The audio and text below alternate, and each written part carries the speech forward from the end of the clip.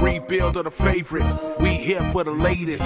South side or the north side. Not tuned to the greatest. Home team for the home teams. Both sides got our own rings. On the mound or the long ball. But we don't put the wrong strings. Yeah. It's that time of the year now. Wrigley or Gantes or the whole league that we hear now.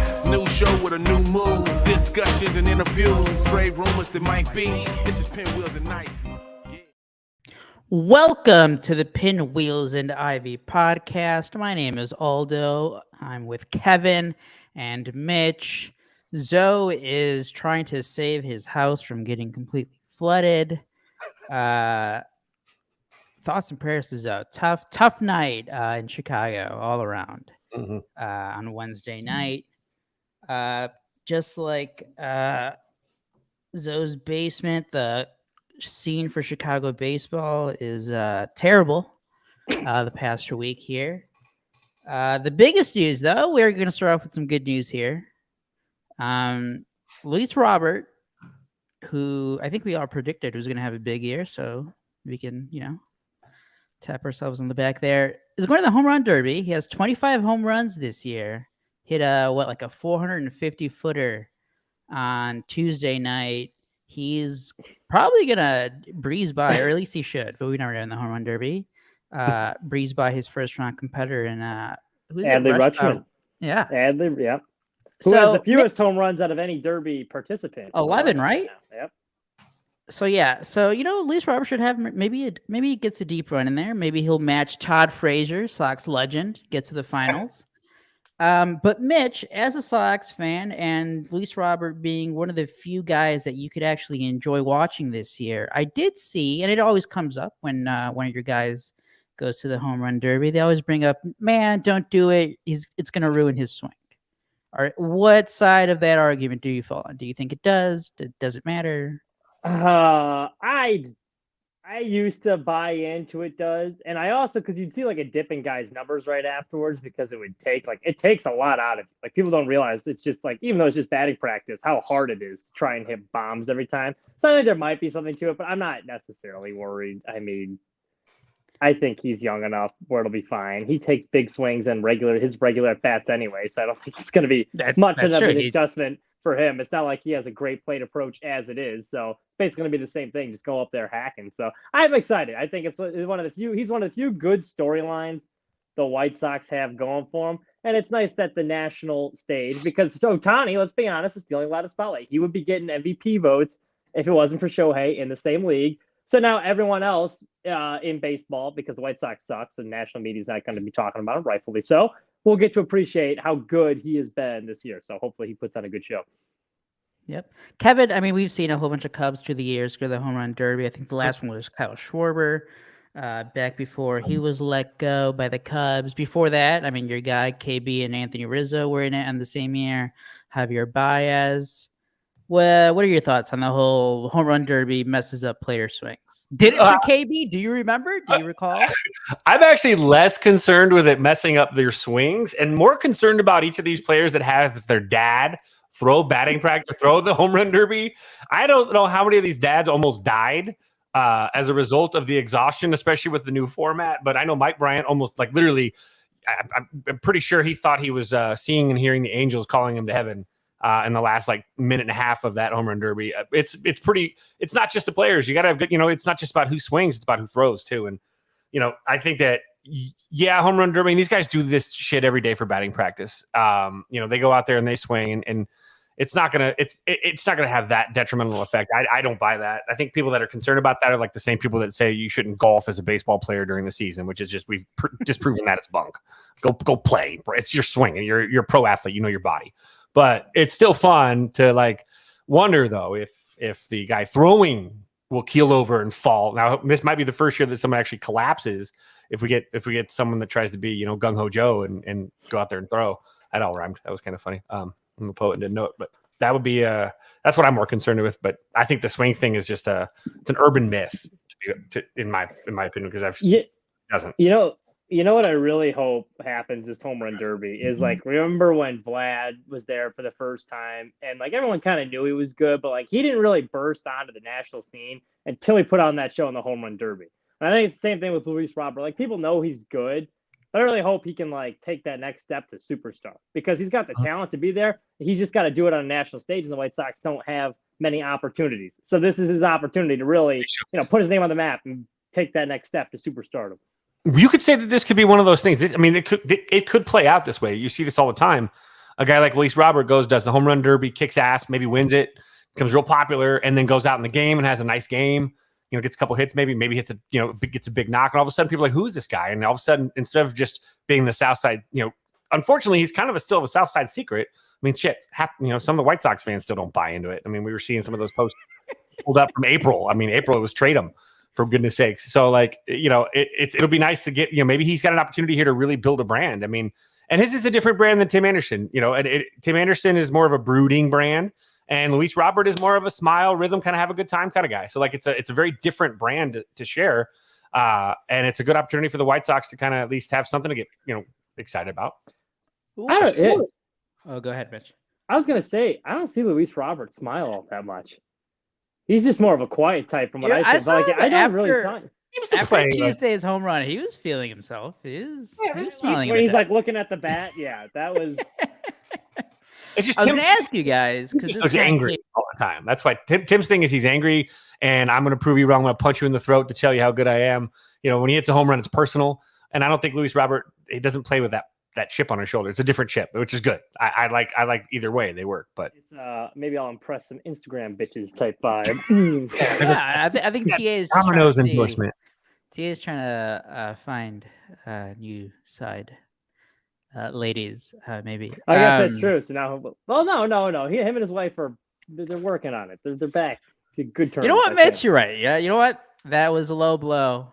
I'll take it back. Because Robert's got the pink gloves. I'll take it back for his triple that he had on cringy dance videos. Like he's definitely the type of guy that's like, he's the type of guy that would thirst trap after. Luis Robert is going to be thirst trapping like no other during All-Star Week. I dare him. I dare him to go up to the plate before his first at bat with a Domino's pizza in his hand, and take a slice, take a bite, and then go up and then. I think we've learned that's the key to high prospect success. Become addicted to like chain pizza. Yeah, I mean it's what helped the Teenage Mutant Ninja Turtles. I mean, God, Michelangelo wouldn't be who he is without pepperoni pizza, dude.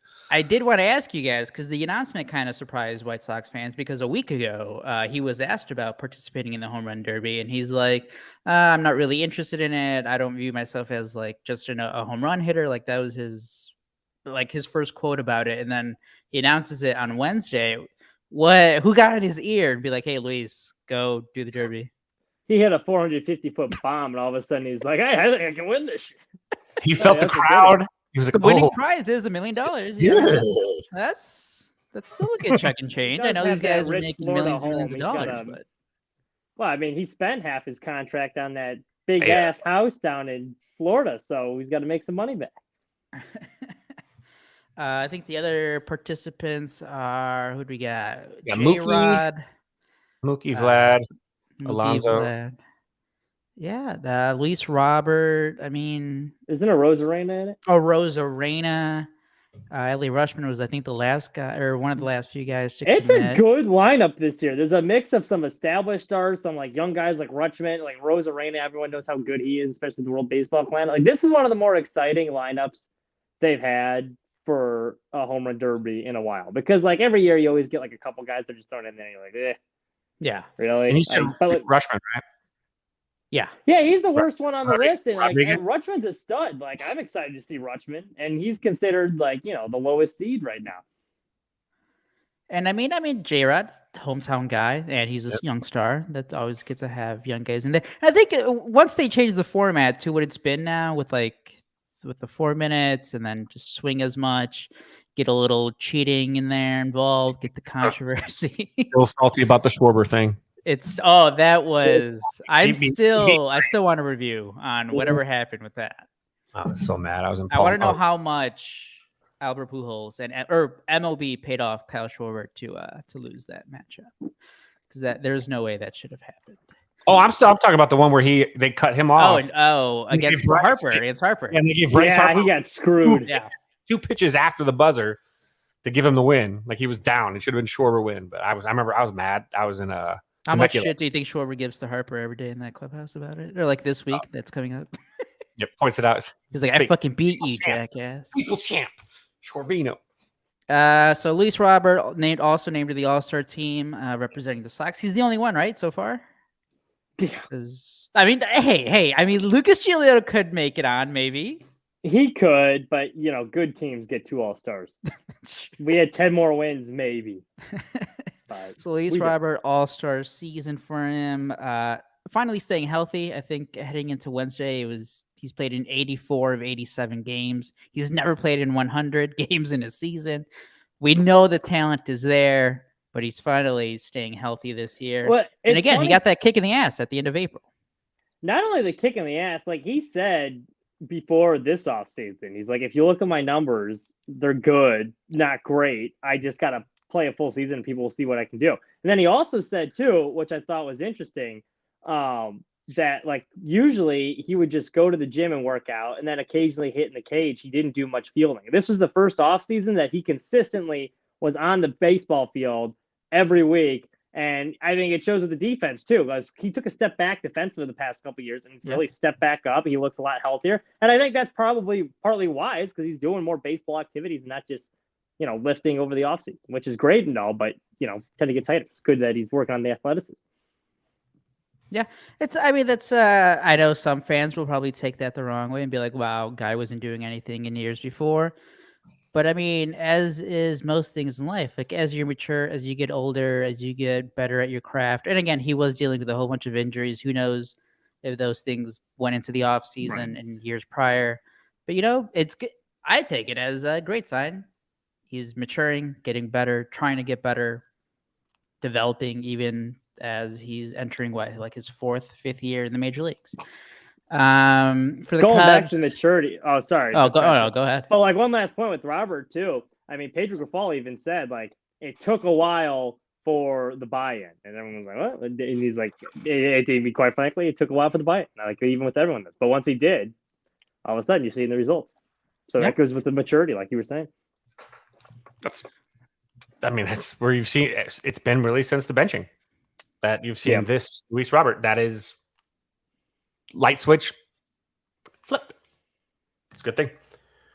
Unfortunately, he's been really one of the only guys to flip the switch there. I mean, we've seen the streaks from Eloy. Eloy, like in the past week, ever since the Angel series, he's been hitting line drives almost every at bat, but it's just not enough. The Sox, I know we've been talking about it since May, when they got hot during May, and I think they had a winning record in June or something, or close to it. It's barely above 500, but if they just keep hanging around 500 since April, that big hole that they created for themselves, they're still there. They're 37-50.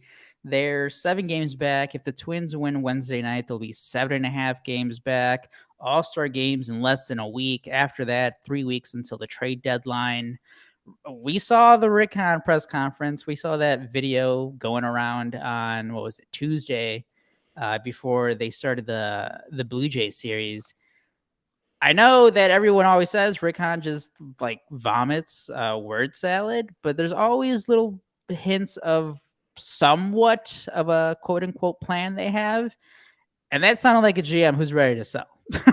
that was a guy who doesn't believe that the team is going to get hot and is looking towards trying to cash in on anyone good that other teams want. Kevin, Mitch, do you guys still believe in the Sox? This team, man. Well, Kev, you go first. I'll save my story for a second. Kevin, from the outside perspective, you've been in on them. You've been on the higher side of positivity over the years, but man, it's been rough. It's not over. Teams can get hot, and because of how bad everything is, a 7-game deficit at the All-Star break is not the end of the world. We've seen teams like the Phillies and the Braves in recent years turn that light switch on and finish strong and be successful and contend and even win a championship after a lackluster start. I mean, the problem is this has been a year and a half of lackluster. But at the same time, and we talked about this in our DMs, the White Sox play bad baseball. They do actually play bad. I've been trying to be so optimistic and trying to, they find new ways to show you how not to play the game. Getting back picked in a situation where you're not going anywhere. Getting punched out of third to make, in a situation where breaking on first movement when, with less than 2 outs and a guy on third, just, getting doubled up, just things that shouldn't happen keep happening. And, I don't think you can like completely lay the onus on this current coaching staff, because I really do think that it comes with, if these are a lot of homegrown guys, this is the development that the White Sox farm system is basically instilled to their guys, their program franchise guys. So this is a franchise problem. And, honestly, the fundamental stuff is that's the one thing you can control, right? Like you can't control bad hops. You can't control how fast you run, or how hard you throw, but you can control at least knowing how many outs there are in an inning. You can control yourself knowing the situation as an outfielder playing one base ahead. These types of things. That's something you can control. That's in your hands. You can't control the other stuff. And they always say control what you have control over. Well, in this case, unfortunately, a lot of these guys don't know the game. And, I don't think the White Sox are out of it, because what happens is a team that all of a sudden gets hot and swings the bat completely masks bad fundamentals, because they start mashing and things. It masks a lot of stuff, because, you're winning by 4, 5, 6 runs, and the stupid mistakes you laughing at going, oh, that was Eloy being Eloy, instead of going, in a 1-run game, burning a runner that could have been, the difference in a win or loss. And so until the Sox get there, though, right now, I mean, they're not dead in the water, but they play bad baseball. And until that stops, they're going to lose a lot of close games. They're going to lose to bad teams like the Oakland A's, to teams they should never lose to. And that's what happens when you don't know how to take those extra bags and don't, tack on a run when you got to tack on a run. It's, knowing when to bunt. There was a bunt. Who was the other day that bunted? Was that the Cubs? That was the Cubs, wasn't it? No, was it the White Sox? Didn't somebody lay down a bunt they shouldn't have, and then they ended up hitting the double? Or I think that's the Cubs going to your brain. Yeah, it's probably. Or no, or who do you think? Or just like Zach Remillard at bat. Yeah, I think it was that. Or the playback. The Remillard, yeah, that's what it was. Yeah. So, I mean, they're not dead in the water, again, because it's so bad that a light switch, hot streak, you've seen it with the Phillies right now.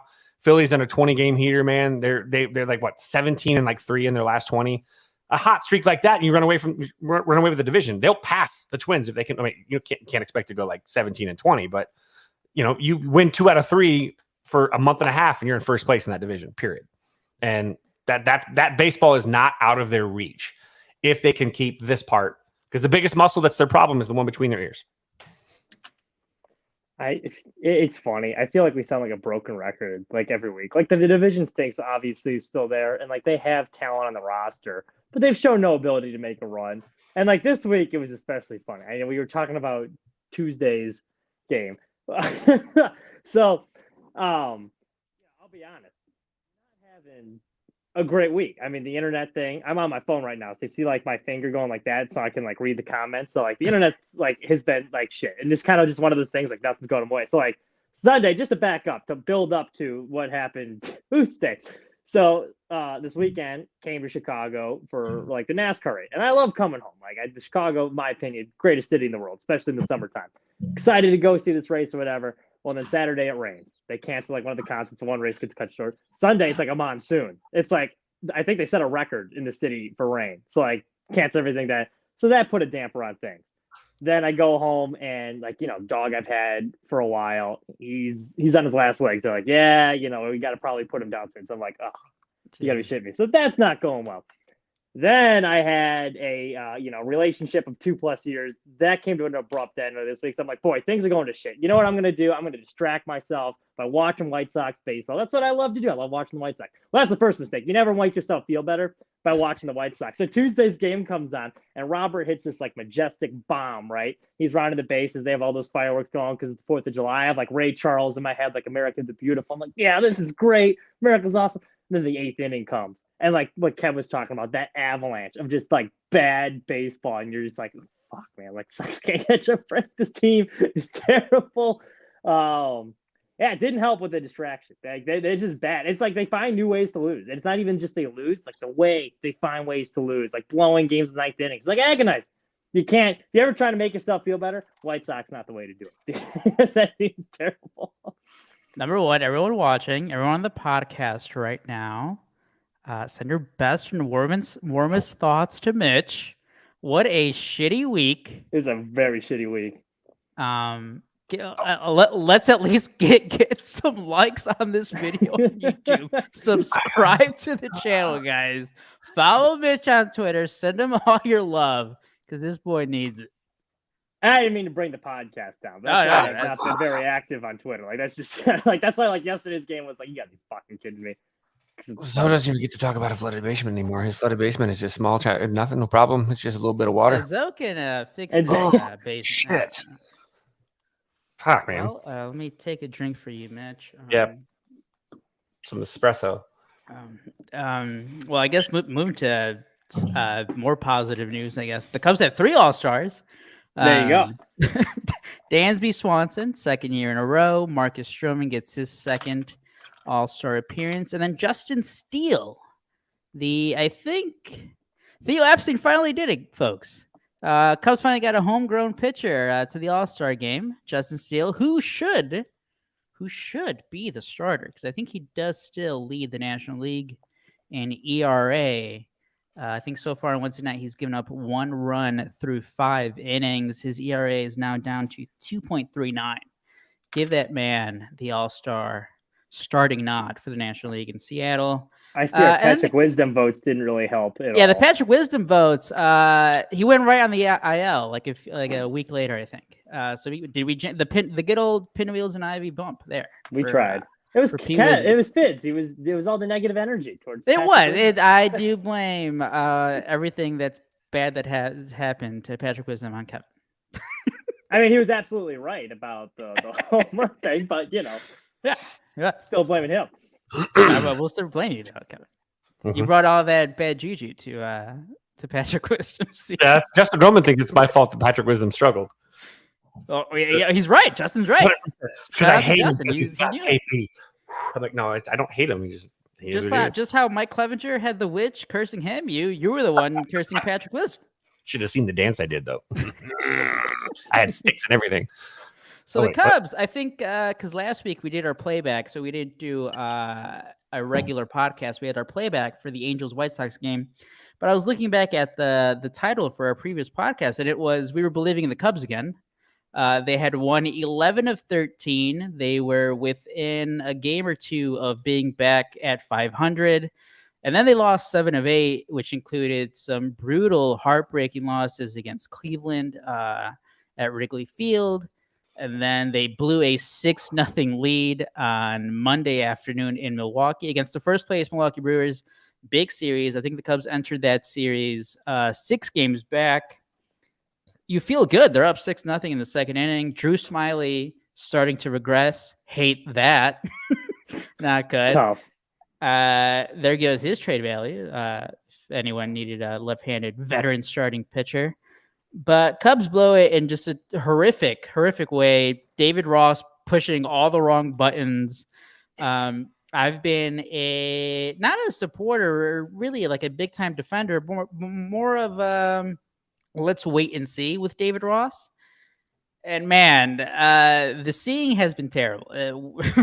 There's been so many bad decisions. And again, that also goes to the front office, the roster construction, the build, the relievers that were brought in.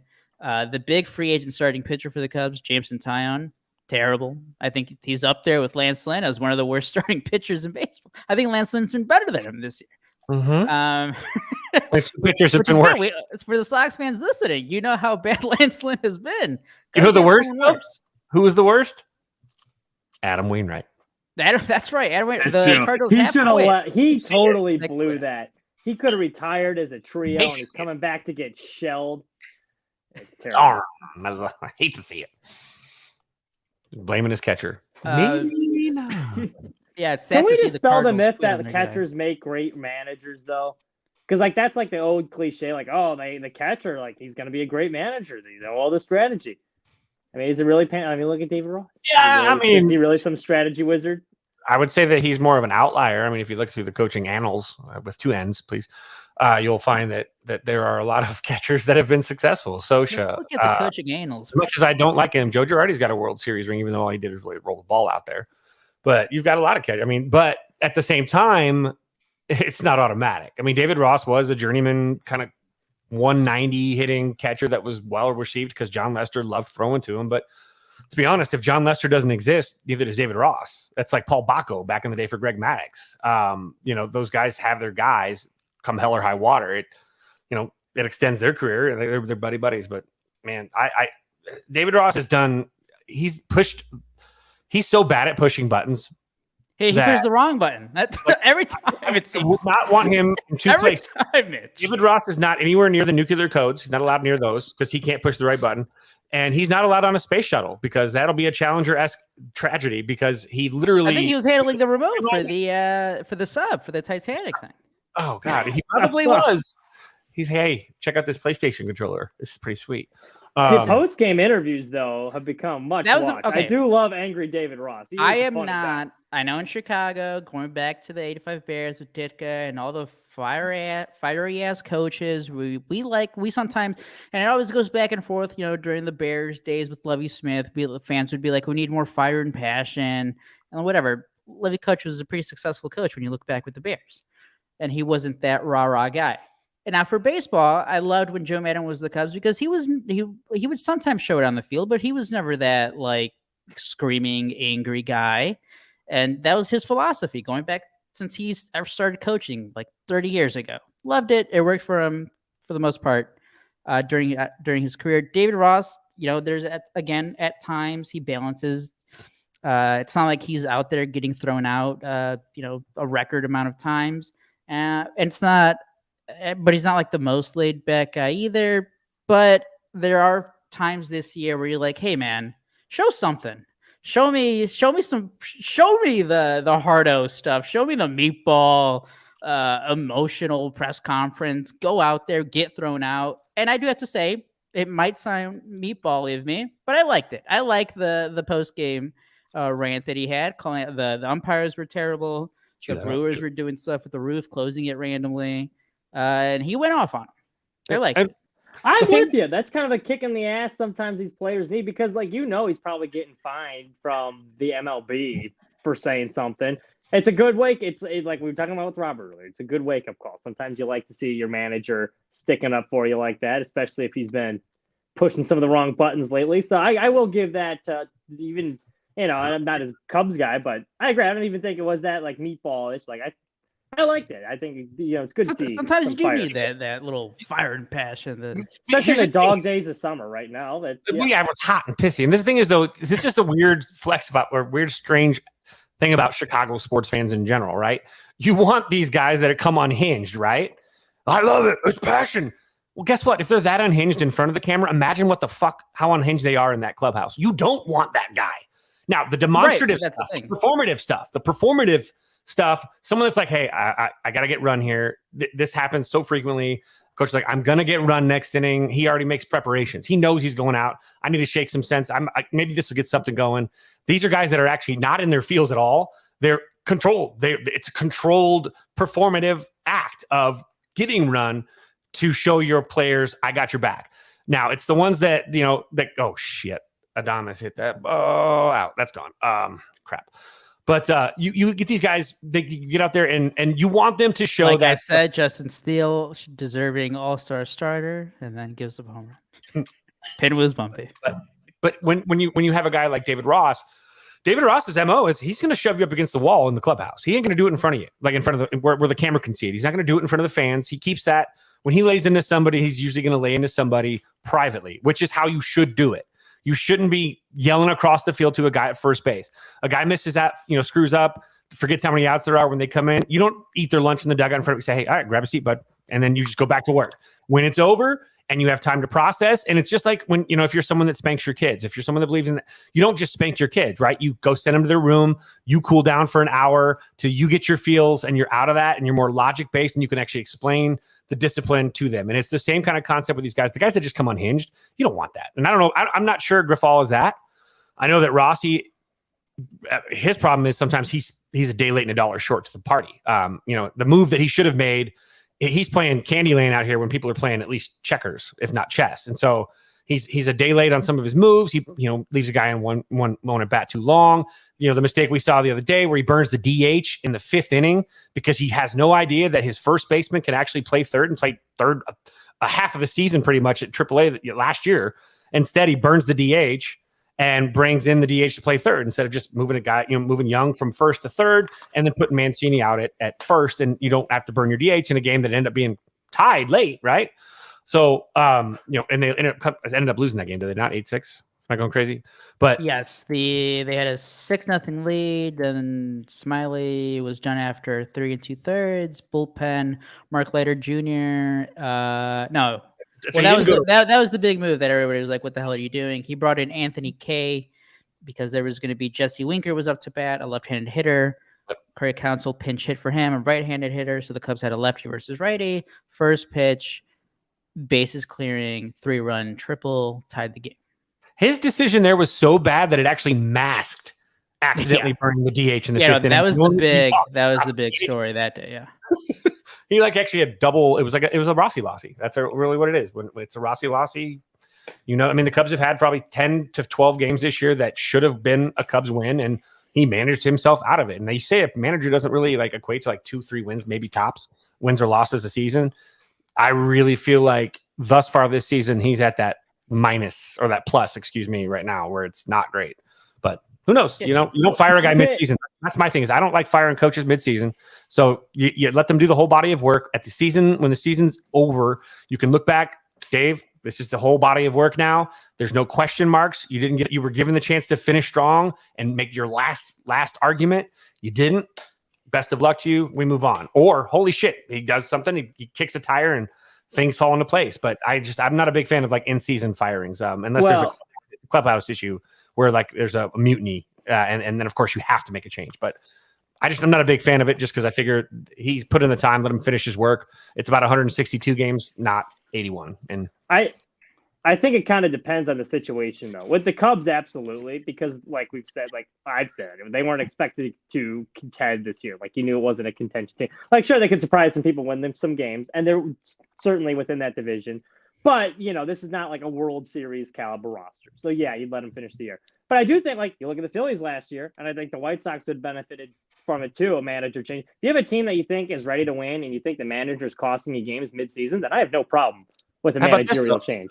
Is it the manager? Because they did the same thing this year with the same manager, and now all of a sudden they're on a hot streak again with the same manager. So they started like crap again, and then they just maybe they're just a finisher. And maybe it had nothing to do with firing. Well, it kind of depends on the situation. It's like Pedro Grifol, for example. Say the White, because it's his first year, then you let him finish the full body of work. But I think there are certain situations where you need to change midway through the year. You see it's not working. You want to shake things up. You think you're in your window. You got to try and capitalize it. So I don't have an issue with that. But my question I was going to pose before that, you're talking about managers who, toxic. If they're yelling on the field, they're probably toxic behind the scenes. Who's a manager that comes to mind? The first one that came to mind in my head was Lou Piniella. But I'm curious if you had any examples. Literally, that's the first name that popped into my head. Kevin? I'm trying to think of other guys.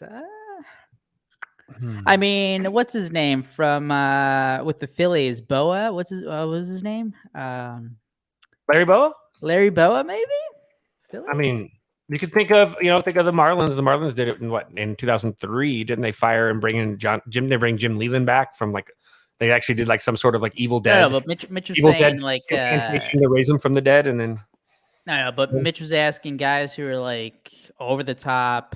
Over the top on the field, yelling, and when that happens, yes, that was the first thing that came to mind for me too. But I was curious if there's any other guys that. Oh yeah, I mean Bobby Cox was that way. Bobby Cox was he leads I think he's at the leader. Yeah, okay, he was. Is he really that toxic in the clubhouse though? Because he was successful. He's a whole. No, you know who was toxic in the clubhouse? Joe Girardi. That's who's toxic in the clubhouse. That's whose players didn't want to go out there and play for him, and they made it pretty clear. He's Joe Girardi considered a big yelling guy on the field, though. No, he's a big yelling guy in private, and he's a guy that punishes rookies. Oh, he was the inverse. He was the inverse. Where he would send a guy with options down and point to a guy that wasn't being sent and going, if you don't get your shit together, you're going to be this guy. The guy that was performing, he sent down to send a message to the guy not performing. He's an absolute. The stories that there was also something happened. I forget what the story was when he was in Florida. And what the funny thing about that is, I think it was '06. I think it's his first year managing there. I think he won Manager of the Year because the Marlins were shit, but he got him to like close to 500. And everybody was like, oh, what a great manager job. But he got fired. There was like some tiff between him and the front office. I forget the exact details. But yeah, Joe Girardi has always been somewhat of a hard ass behind the scenes, on the field. Like maybe not with his actions, but there's always been stuff with Joe Girardi. It's funny, when I was in 4th grade, my art teacher at the time, it was Yankees Phillies in the World Series, I believe, that year. She's going around like asking the class like who they were rooting for. And like at the end, she's like, yeah, like I'm rooting for like the Yankees because like my high school like classmate was Joe Girardi. And everyone was like, wait, what? So like he was good friends with Joe Girardi. So I always liked it just because then I was like, oh yeah, Chicago guy, my art teacher, you know. And then like you said, Fids, like the older I got, you kind of realize like this guy was kind of an asshole. So Aloha Mr. Hand has some stories too. If you ever get a chance to sit down and have him tell you Joe Girardi stories, he actually has a distaste for the entire Girardi family actually. Yeah, there's some Evanston stories there, but yeah, look, these guys are different. You know, when you talk about players today too, and you want to talk about what kind of manager you really do want to have, you know, these guys are the players today are not, you know, you don't want a guy coming in trying to fit a square peg in a round hole, and you can't manage today like it's 1995. You can't manage in 1995 like it was 1965. It's a very different athlete today. And the athletes today, they don't respond to yelling. They shut down emotionally. This is a whole, I mean, no offense. This is a generational thing. It's fine. That you communicate with other ways. You know, the good cop, bad cop really has to be good cop, kind of mean cop. Like you can't be bad cop anymore. The coaches from Dazed and Confused no longer exist. And Bobby Knight is a expired dinosaur now. You can't coach like that. And so with these guys, you need a guy that's willing to play both. And when you get a guy like David Ross is well liked, yes. But David Ross is still, you know, I still think he's a great leader. His managerial skills are my problem. He'd be a great bench coach, right? It's when he's in charge that he has a problem. But, you know, he's the guy that will tell you in private what you got to hear. A good friend, you know, like they always say, a good friend is someone that will tell you what you have to hear, need to hear, not what you want to hear.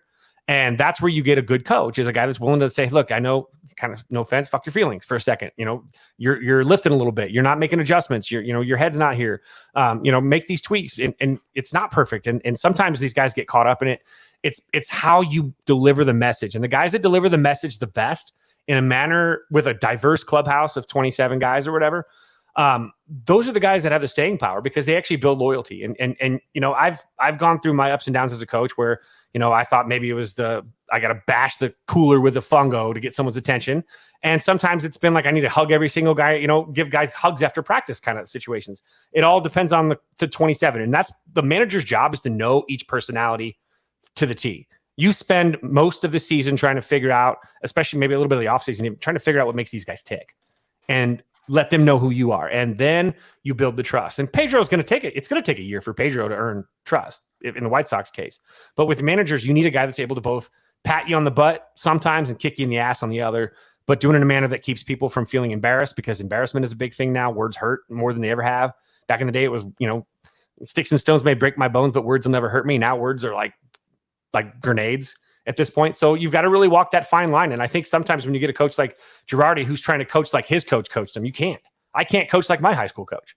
You know, you just can't. You can't pay that forward. You got to actually evolve the other way and communicate to the new generation. And that's what, you know, the good ones you're seeing do that. In Philly, you're seeing a guy really communicate well with his players. You see that in Atlanta, coaches that can communicate. I love Davey Martinez, but Davey Martinez has kind of lost the magic a little bit too right now with communication. And it's just that's what makes a guy tick. He's lost some talent. He's lost some talent too. That's fun to mention. A few more Cubs points before we get into some trade stuff. Nick Madrigal, hottest hitter on the Cubs, literally ever since he came back up. June 9th. Nicky Two Strikes was Nicky barreling it up again. Hit his first home run recently. He was hitting like 330. His on base percentage was like at 405. He was taking some walks. Great hitting line drives again. No more of these like 70 mile per hour ground balls to the shortstop. He was on fire. Hits a 2-run double to tack on to the Cubs lead on Monday. Feeling good. An inning later, feels something in his hamstring. He gets taken out next day, 10-day injured list, hamstring injuries, as White Sox fans know. And I mean, Cubs fans too. Cubs been dealing with some hamstring injuries over the years. He's got more Cub games under his belt now, doesn't he, than he did as a White Sox? No. Oh, yeah. Now he does. But Nick Madrigal just he's a Cub. He just right when you think, all right, it is Nicky two-strike time. He pulls you back in. He had just gotten his WRC plus 5 points away from 100. He was about to be league error. He was on fire. His WRC plus was like at 140 for the past 3 weeks. He was great. Mm-hmm. It was reminding me a lot. Modoc was pissed. It reminded me a lot, obviously, before he got hurt. And these are two completely different players, just kind of the situation reminded me of. But like when Kyle Schwarber got sent down to AAA for like 2 weeks and then came back up, looked like a whole new player. And I think it was kind of similar with, Ian Happ's another example. Like it was very similar with Nick Madrigal. Send him down for a couple weeks, regain your confidence. They probably told him it wasn't going to be a permanent thing. Just like go down there, figure out your swing. Because he was raking down in Iowa too. Yeah. A lot of times you see these guys get sent down and they pout. I think they told them like, look, it's only going to be a couple week thing. Figure your shit out, and then come help us later. And it did pay dividends. Nicky looked like his 2021 pre-injury self. Mark of maturity again, taking that not as an insult, but as a developmental, moment for him. And he went down and he didn't, like you said, some guys get down there and they're pissed. They have their ego doesn't allow them to process. Things aren't right. And so they go down there and they're a malcontent. And guys that do take it and get to work, those are the guys I love to see that. That's a green flag for Nick Madrigal as a leader in the clubhouse, because at least worst case scenario, you have a guy that does understand that sometimes you gotta just kind of eat crow and go work on something and do it with purpose. And he did, and he came back with purpose. Luis Robert, same thing. Like these are good things. It's the guys that go down there and cross their arms and pout and really are just kind of going through the motions to get back up and I'm healthy again or whatever. They come back. Loved Nick Madrigal's hot streak. But again, still a low IQ guy. Dumb baseball player. I'm sorry. He just is. He bunted because he thought there was only one out during Cleveland. There was 2 outs and he just bunted to the first baseman, inning over with 2 runners in scoring position. So that was cool. Another Cubs note. Rookie prospect reliever Daniel Palencia called up this week. Started the year in the starting rotation at AA. And there's been talks that we kind of saw since last year. It's like he was in the rotation, but it looked like he had like reliever stuff where he would get worn down after a few innings, kind of lose it. So he gets transitioned to a reliever's role back at the end of, or the middle of May. He gets called up to AAA like May 25th. He has 14 appearances, 3 really bad ones that really killed his ERA.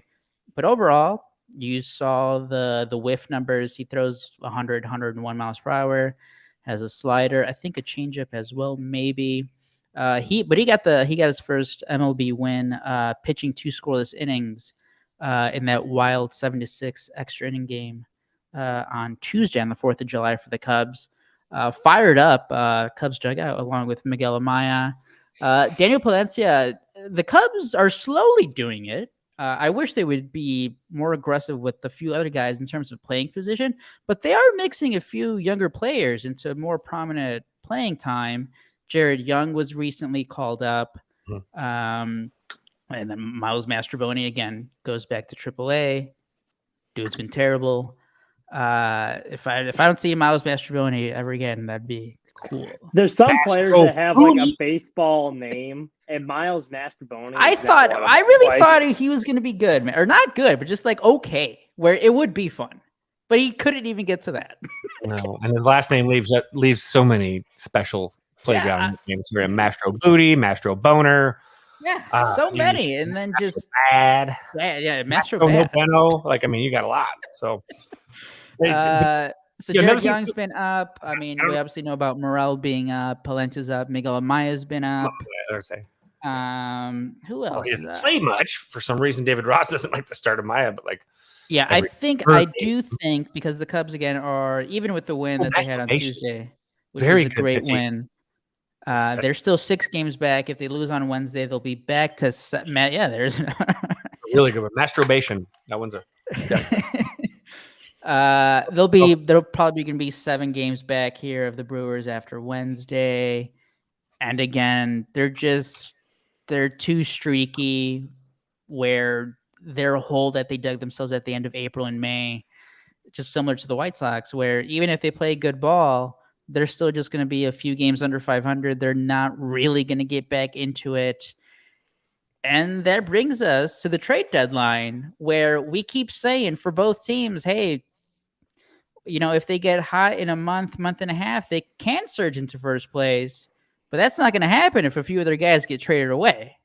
Mm-hmm. You might trade, say, for example, the deadline for a player like Bryce Ball. Remember Bryce Ball? Bryce Ball gone. Well, you can trade for Jock Peterson. Released yesterday.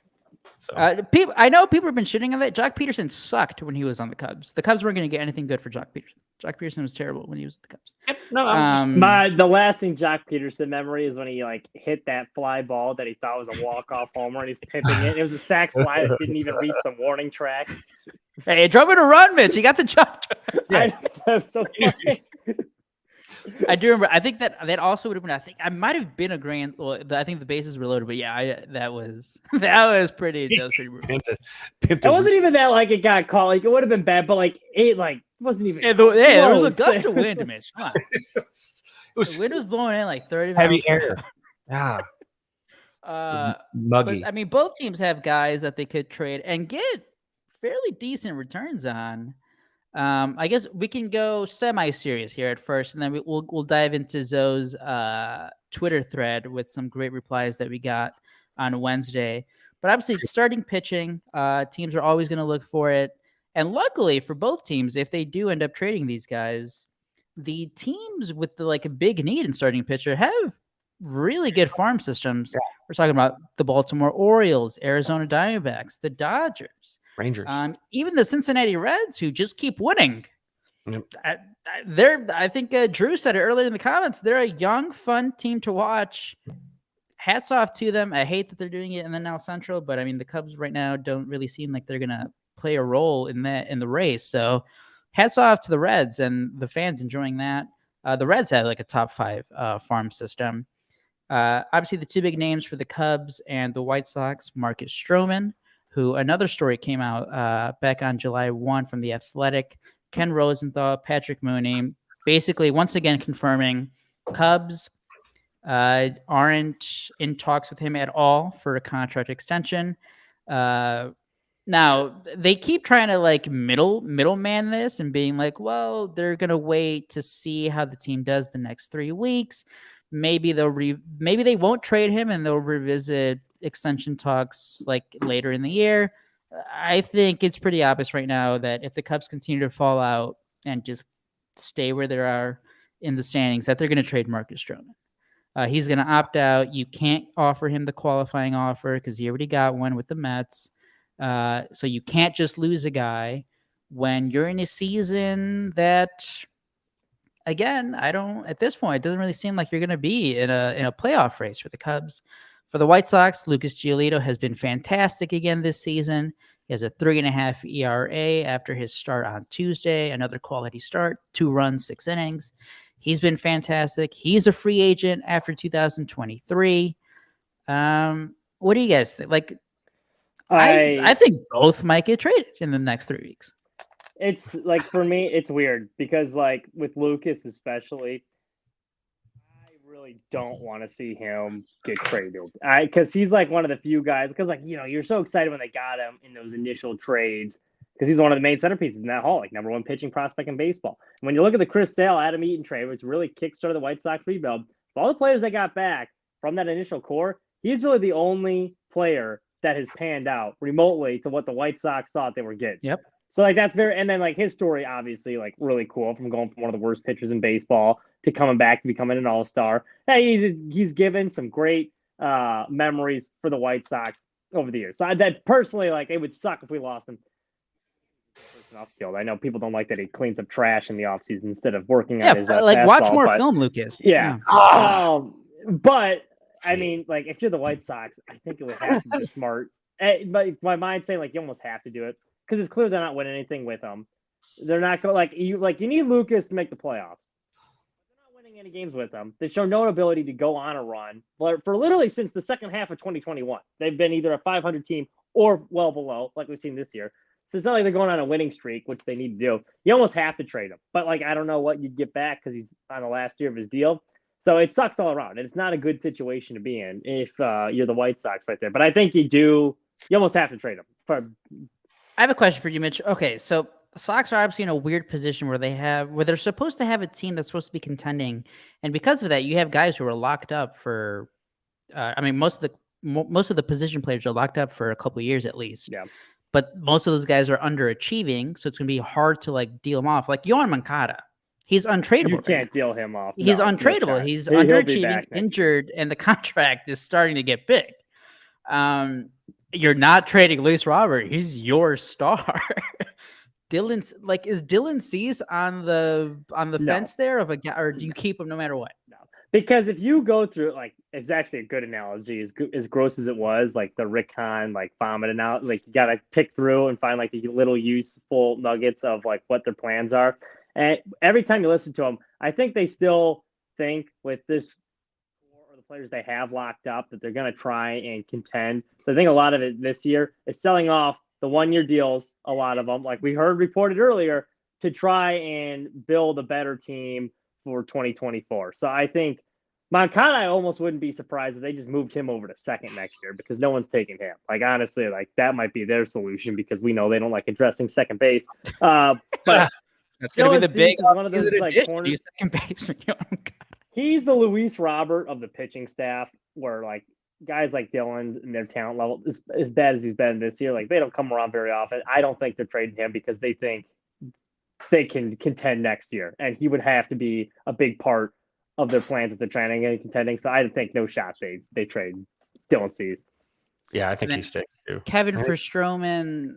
I mean, what do you got? I think we've touched on it briefly before, but look, we know how this front office operates, man. When they do this, when they start shutting up like this, and they start doing. But in terms of, just going forward, yeah. What do you think the Cubs could get for a Stroman, who again is also a top 5, top 3 guy ERA in the National League this year, and has been good since last summer? So there's obviously the one thing, and I was chatting with earlier today on the Bird app with Sean Kroll. We were talking about he sent some of his trade ideas too, and we were just talking about it's very smart right now to target some of these organizations that are successful, that have needs and are ready for a stretch run, that have a farm system with flexibility, and to kind of target positions of strength that they have on their major league franchise that are pretty locked up. It's kind of like when you're a recruit for a high school kid and you're trying to figure out what program you want to really sell yourself to. You look to see how many juniors and seniors are on the roster. You don't look at the freshman and sophomore. You look at the juniors. How many of these people are going to time out by the time it's time for me? And with the Cubs, or with anybody looking for, when you've got these pitching, a guy like Stroh, you look at the Rangers. You look at organizations, like you said earlier, like the Orioles. You look at some of these franchises that have these quality young talents that need parts for their pro team, are willing to sacrifice for the here and now. I wrote it down. There's a couple of guys from because the Cubs need a third baseman. That needs to be a point of focus for the Cubs. An offensive, performing, defensive, savvy third baseman. Okay, because we could put Chris Morel over there and he could get his -4 OAA and ruin how many games over there. Or you can get a guy that does both, right? And allow him to do whatever he's got to do. But they've got a couple guys. They've got a guy named Cobb Mayo. He's a third base prospect. He's a big guy. He's a guy that's starting to excel a little bit. He's starting to perform. I think he's 22, I want to say. And then they got another guy, Jordan Westberg, who's actually a shortstop, I believe, but is starting to kind of seemingly project as maybe a third baseman. Again, 2 big guys, which are great for third base because they can body up some baseballs. And they're both power guys who have shown the ability to play the position too. They get good defensive accolades as well. They're not just swinging guys that are playing third. They're guys that play a good third base or a good defense on the left side. And those are the things that you're kind of looking for. There's guys for the Giants too. I mean, Stroman, again, it's going to be like Stroman. It might be a Stroman and a Gomes, almost be like what they did with Yu Darvish, where you pair a pitcher and the catcher to help too. This guy's Tucker Barnhart, though. Yeah. You need somebody to take his $5 million. Well, that ain't gonna happen. And But his I don't know, 400 I mean, OPS. the Giants have the one that really stands out to me too. They've got guys like David VR, Sean Haley, Joey Bart, Elliot Ramos, Cole Waits. Is Joey Bart good, by the way? I've been hearing his name forever. I think he sucks, doesn't he? He's a name. He's a name that's. I don't want names. I want good players. He's a Well, catcher. this is the other thing that goes why, like, I think the Sox and Cubs, it's like you almost have to trade a Stroman or a Giolito because the market of sellers, there's not very many of them. And they got two of the biggest commodity. Like, if you're a contending team, almost everyone needs pitching. Well, there's not a whole lot of teams that are selling. Like, you can think of a couple of, like, Royals, I think, obviously would be, but then you still have to have pieces to sell, which they don't have very many. Cubs and Sox in a rare position where they can be sellers and a limited sellers market where you could really fleece a couple teams that are desperate and think they can contend this year. So maybe you could pawn off that bad contract, Tucker Barnhart. Who knows? Ugh, I don't know. But Bart's injury prone, so I'm not sure about that one. That'd be just have to throw in. But there's some guys you He's want Sounds to like a White Giants, like, Sox. full-time catcher. It could be Miguel Amaya for all we know. I mean, he's waiting for him to break out. But there's just you got to target your positions of need if you're going to do this now. The Cubs have targeted pitching enough in the draft at this point that you need to start. Again, this is one thing that seems like Jed's good at. He's a good dumpster diver. He really can get the pick of the lettuce out there when he's dumping in the dumpster and trying to find, he's making sandwiches in there. He finds some of these guys, and some of these guys might not pan out, like with the ball didn't work out, but you've also got the Kevin Alcantara's out there. So you go and look for that kind of thing. You go to look for a guy that is you've got to find a guy because again, he's still just a rental, wherever you trade him. And so you have to take that into consideration. So you kind of got to target these guys that are like, you almost have to know they're about to break out. Like you almost have to have that feel like this guy's on a verge. So you kind of throw a little lawn darts and need another try to pull the PCA. trigger. Yeah, exactly. You pull the trigger on a was a guy that's first-round just pick. about to go. Got injured, and people still didn't really know, but obviously the potential is there. But the Mets were like, win now. I think the especially like the Diamondbacks, because Diamondbacks been very good all year long. I mean the Orioles too. But deep farm systems, a lot of young talent up and down all around the field for both of those teams. I do have a question for both of you, but maybe applies a little more to the Cubs just because I feel like their pitching depth, even though it hasn't always been as much quality as we thought this year. But I mean, the Sox starting pitching depth is just brutal. Again, Michael Kopech on the injured list. Hopefully he's back after the All-Star break. Clevenger, I think, is another guy on the injured list looking to come back after the All-Star break. And then beyond that, who's that? Tukey? Hey, new guy, Tukey. The Sox have Tukey's good though. Like he's actually like so the question I think is more leaning prospect, baby. So I think this question is leading more towards the Cubs side, where a few years ago the Cubs decided by this time, like after June, they knew they were going to sell. And again, it goes back to the Yu Darvish trade, where they set up the team to not really succeed. And now we saw that year when they pretty much decided to sell, there were like a few games under 500. And during the same year, the Atlanta Braves and I think the St. Louis Cardinals got hot after having subpar records in June and July. If the Cubs, Kevin, let's say they keep Stroman, and they say, all right, let's keep around. Maybe we do get hot. But they make a few other minor trades. Let's say they do sell trade Drew Smiley, maybe another guy, Cody Bellinger, and they bring up one of their outfielders. Who knows? Something like that. But they still get trading themselves... for Drew Smiley. So, hey, you just said there's not a lot of sellers. You always need pitching. Yeah, Drew Smiley, perfect game if Yan Gomes doesn't... I think that only qualify for good pitchers. Like the Royals can sell all the pitchers they want, but if you don't have anyone good, then this may affect some of this discussions too. Although Dansby Swanson's been lifted in the 7th inning. Okay. All right. No reason why yet. So it could be nothing. Could just be he's just had a bad night and they're pulling him, or something's wrong and now. Okay. All right.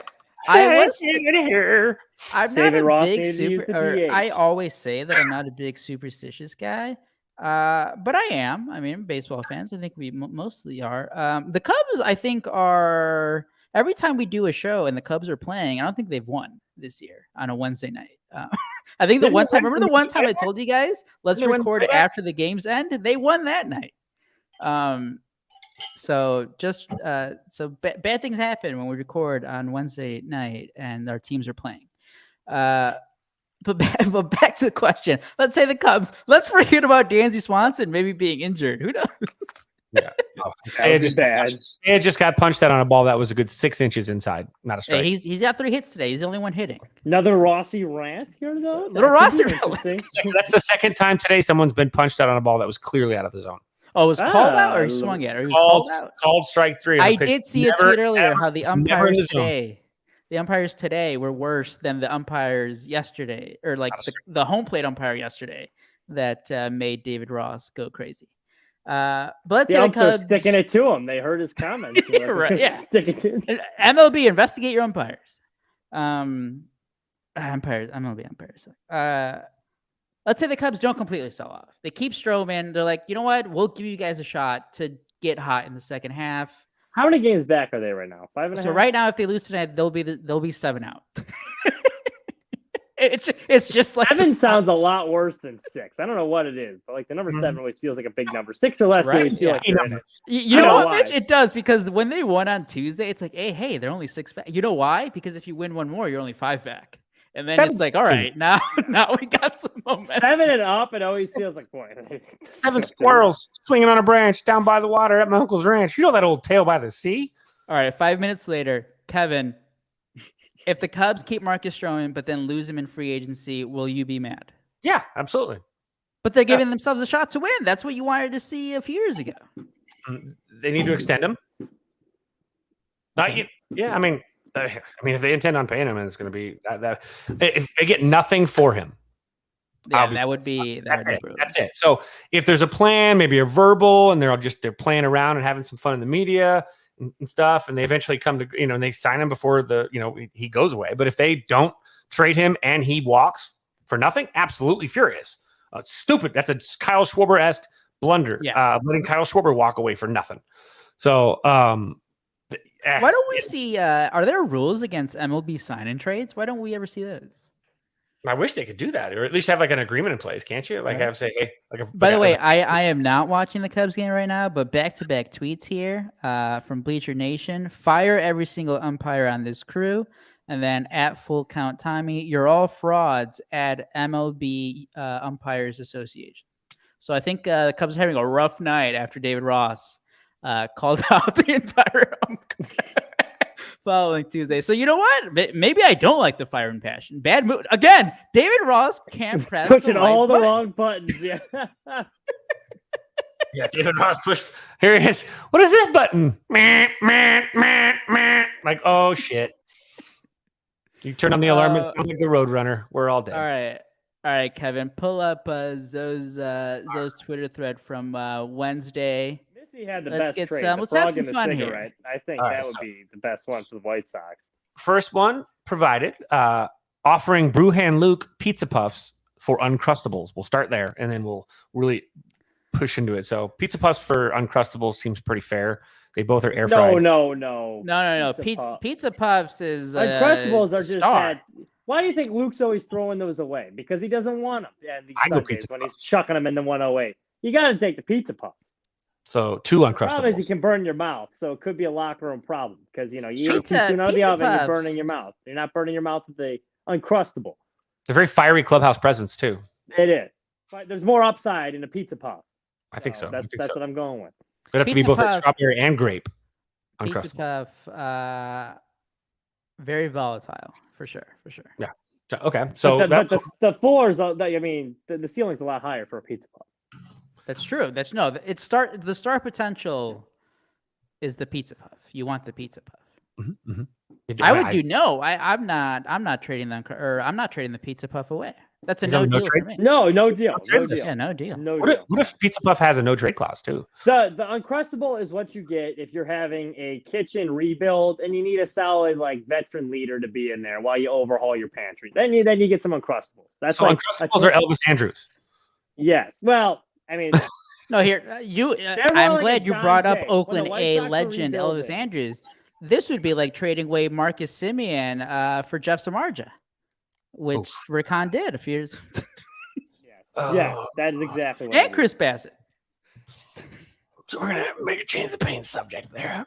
And the next one was from I'll do a Cubs one for the next one. Missy Carroll with the really good trade idea. Lucas Giolito for Frog with a Siggy and cash consideration. So really, you got both. You got the Frog with the Siggy. Doesn't actually smoke it. It's really just a set piece. It's for Look, it's for we were talking about it being a seller's market. He doesn't really smoke it. Talking about it being a seller's market, and that's exactly the type of return you would want if you're selling a piece like Lucas Giolito. Not a whole lot of people are offering a Frog with a Siggy. If that Frog can play second base, even better. But sign me up. I think that one has some potential. And cash considerations. I mean, come on. Lucas Giolito, you're only going to have him for like 3 more months anyway. He's going to leave in free agency. You don't have enough money to pay for him. The Frog, he's agile, fast, and he's cool. He smokes cigarettes. I know it's bad for your health, but smoking, when frogs do it, it looks cool. Underrated, like that underrated skill. He's great getting out of rundowns.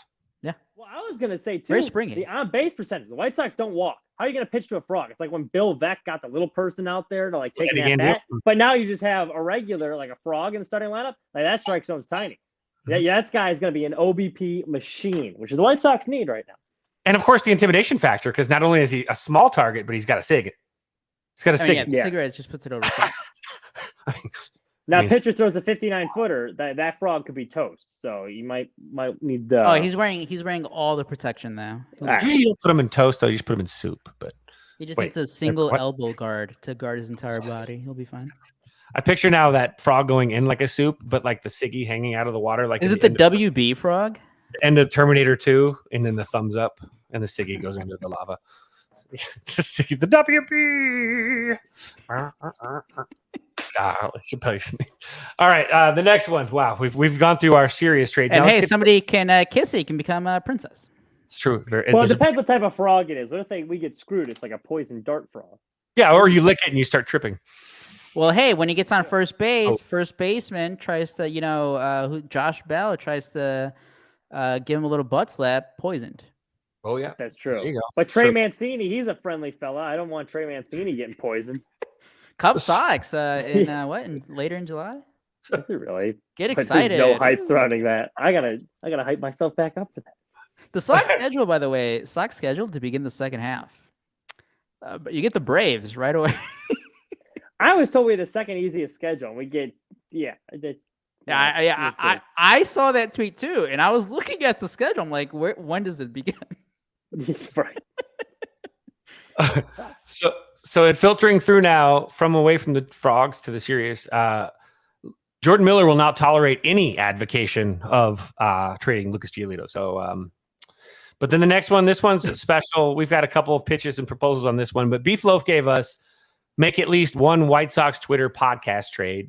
You cowards. So, Kevin, I think you have a good one. I am happy to report here on the Pinos and Ivy Cat in a blockbuster 3 podcast deal. Steve-O is being sent to Bad Guy Radio. King Mac is being traded to Steve Bannon's show. And Believe in the South Side is going to get cash considerations from what used to be a PPE loan. So that is the big podcast trade. There it was for you, Beef. There's your podcast trade. Steve-O is now part of Bad Guy Network. Cash considerations, PPE loans. One might say he's headed to the Cortez Coast. But that's our podcast trade. But we have been in negotiations to maybe we need a kicking leg, so we're also in negotiations with the bums about maybe getting Baloney on here as a kicking prodigy, because I can't kick well and we need field goals with those PATs. Zoe did give us a trade proposal of his own, and as a tribute to Beef Loaf for his Luis Robert trade proposal back in a few years ago, I forget what year it was, we're going to trade our own rising star, Mitch, to the 108. You're going to regret that trade. That's like the White Sox and Marcus Semien. for Beef Loaf. So we want the Jeff veteran. Samardzija if I've ever seen one. We want the proven veteran in here with the flow. And Mitch, I mean, you're a star, but who knows? P-Plus will be fun. It'll be like Jeff Samardzija. He'll have his own section, like with the hats, and it'll be fun for like a season or so. But I mean, you're gonna get screwed in the long run. Your family's gonna be concerned you're drinking a little too much too, as well, if you're on that show. That's actually a nicer trade than I had. I honestly had trading my Sox Summers top knot for Gabe's Talons. So I think that you guys had a better one than mine.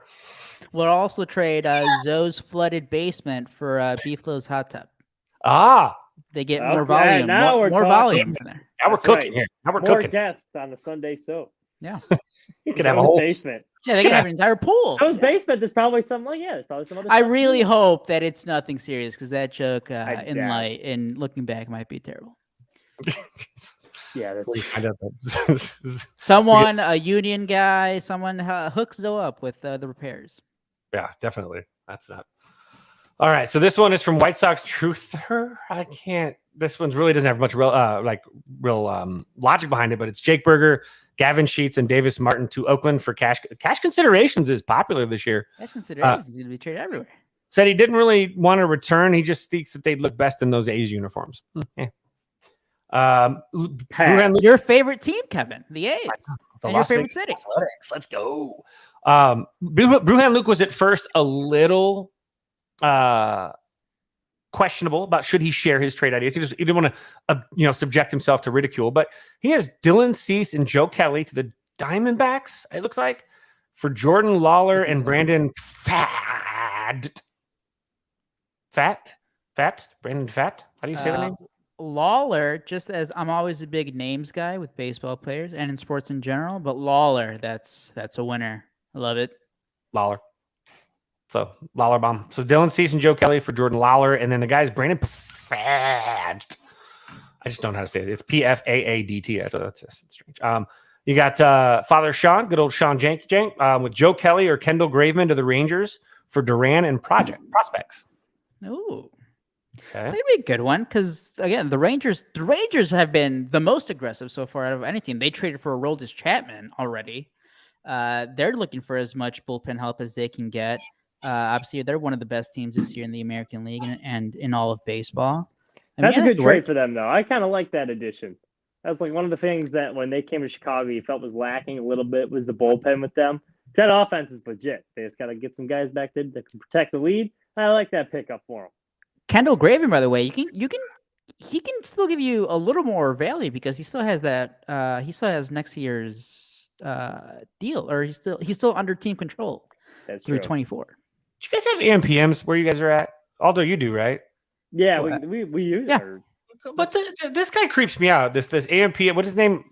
Gongo, the guy that's like made out like he's got like a cheeseburger for a nose, and when you get snacks, the AMPM commercials, he's like Grimace's like hairy weird cousin. It's strange. Sorry, it just the commercial during the Cubs game catches my eye. It's like the Burger King guy. I'm terrified and have nightmares of him frequently because one minute he's out on your front porch, and the next minute you turn your head and he's in your bed with a breakfast sandwich. So, quick question: where would you guys rank Burger King in terms of your traditional, well-known fast food restaurants? Chicken sandwich bomb. No, just overall Burger King. It's been a while since I've been there, if I'm being honest. They're pretty low on the totem pole. I agree with you, Mitch. I think I've had Burger King 2 times in my life. They've good onion rings. Never my choice. Yeah. But I go like I think Wendy's for me is always like a go. But Wendy's changed the burgers. I used to like when they had the smashy smash burgers. The honey hot hot chicken sandwich from Wendy's was legit. Wendy's used to be my favorite, but you're right, Kevin. Like I think they changed the burger stuff. Like they're not as good as the patties are more square now. They used to have like burnt ends like to these things. They were awesome and greasy, and they used to have a thing called the Big Classic, which was like the brioche bun with like the little like salt on top. Yeah. Oh man, that thing was so good. But I mean, that's still probably unless you want to get into Culver's and all those things. I mean, I go back and forth. I had In-N-Out. That one got back from Napa. That was the first place we went and got In-N-Out. Kevin, obviously, I'll ask you second. But Mitch, have you ever had In-N-Out? I have. I lived out in LA for my last semester of college. So, I had to try the In-N-Out hype. At first, I thought it was a little overrated. The burgers were good, but like the fries didn't do it for me until I got the animal style fries. And then it's like, oh, this is the hack, because the regular fry is just kind of like cardboard. It wasn't very good. But you get the animal style, all of a sudden it's like, wow, this place is phenomenal. Because they make a solid burger. Yeah. They're consistent. They're consistent. Like, look, I'll be honest. Everyone, like all the Texas people, it doesn't matter. It's like banging your head against the wall. They talk about Whataburger. Whataburger is Sonic. I actually did a poll last year, and I posted about Whataburger, and I posted the actual pictures weren't actually Whataburger. They were Sonic's. And Whataburger Texas fans couldn't tell the freaking difference because it is literally a Sonic burger. Now I think Sonic them, but either way, it's meh. I like Fatburger. I'm not Fatburger like.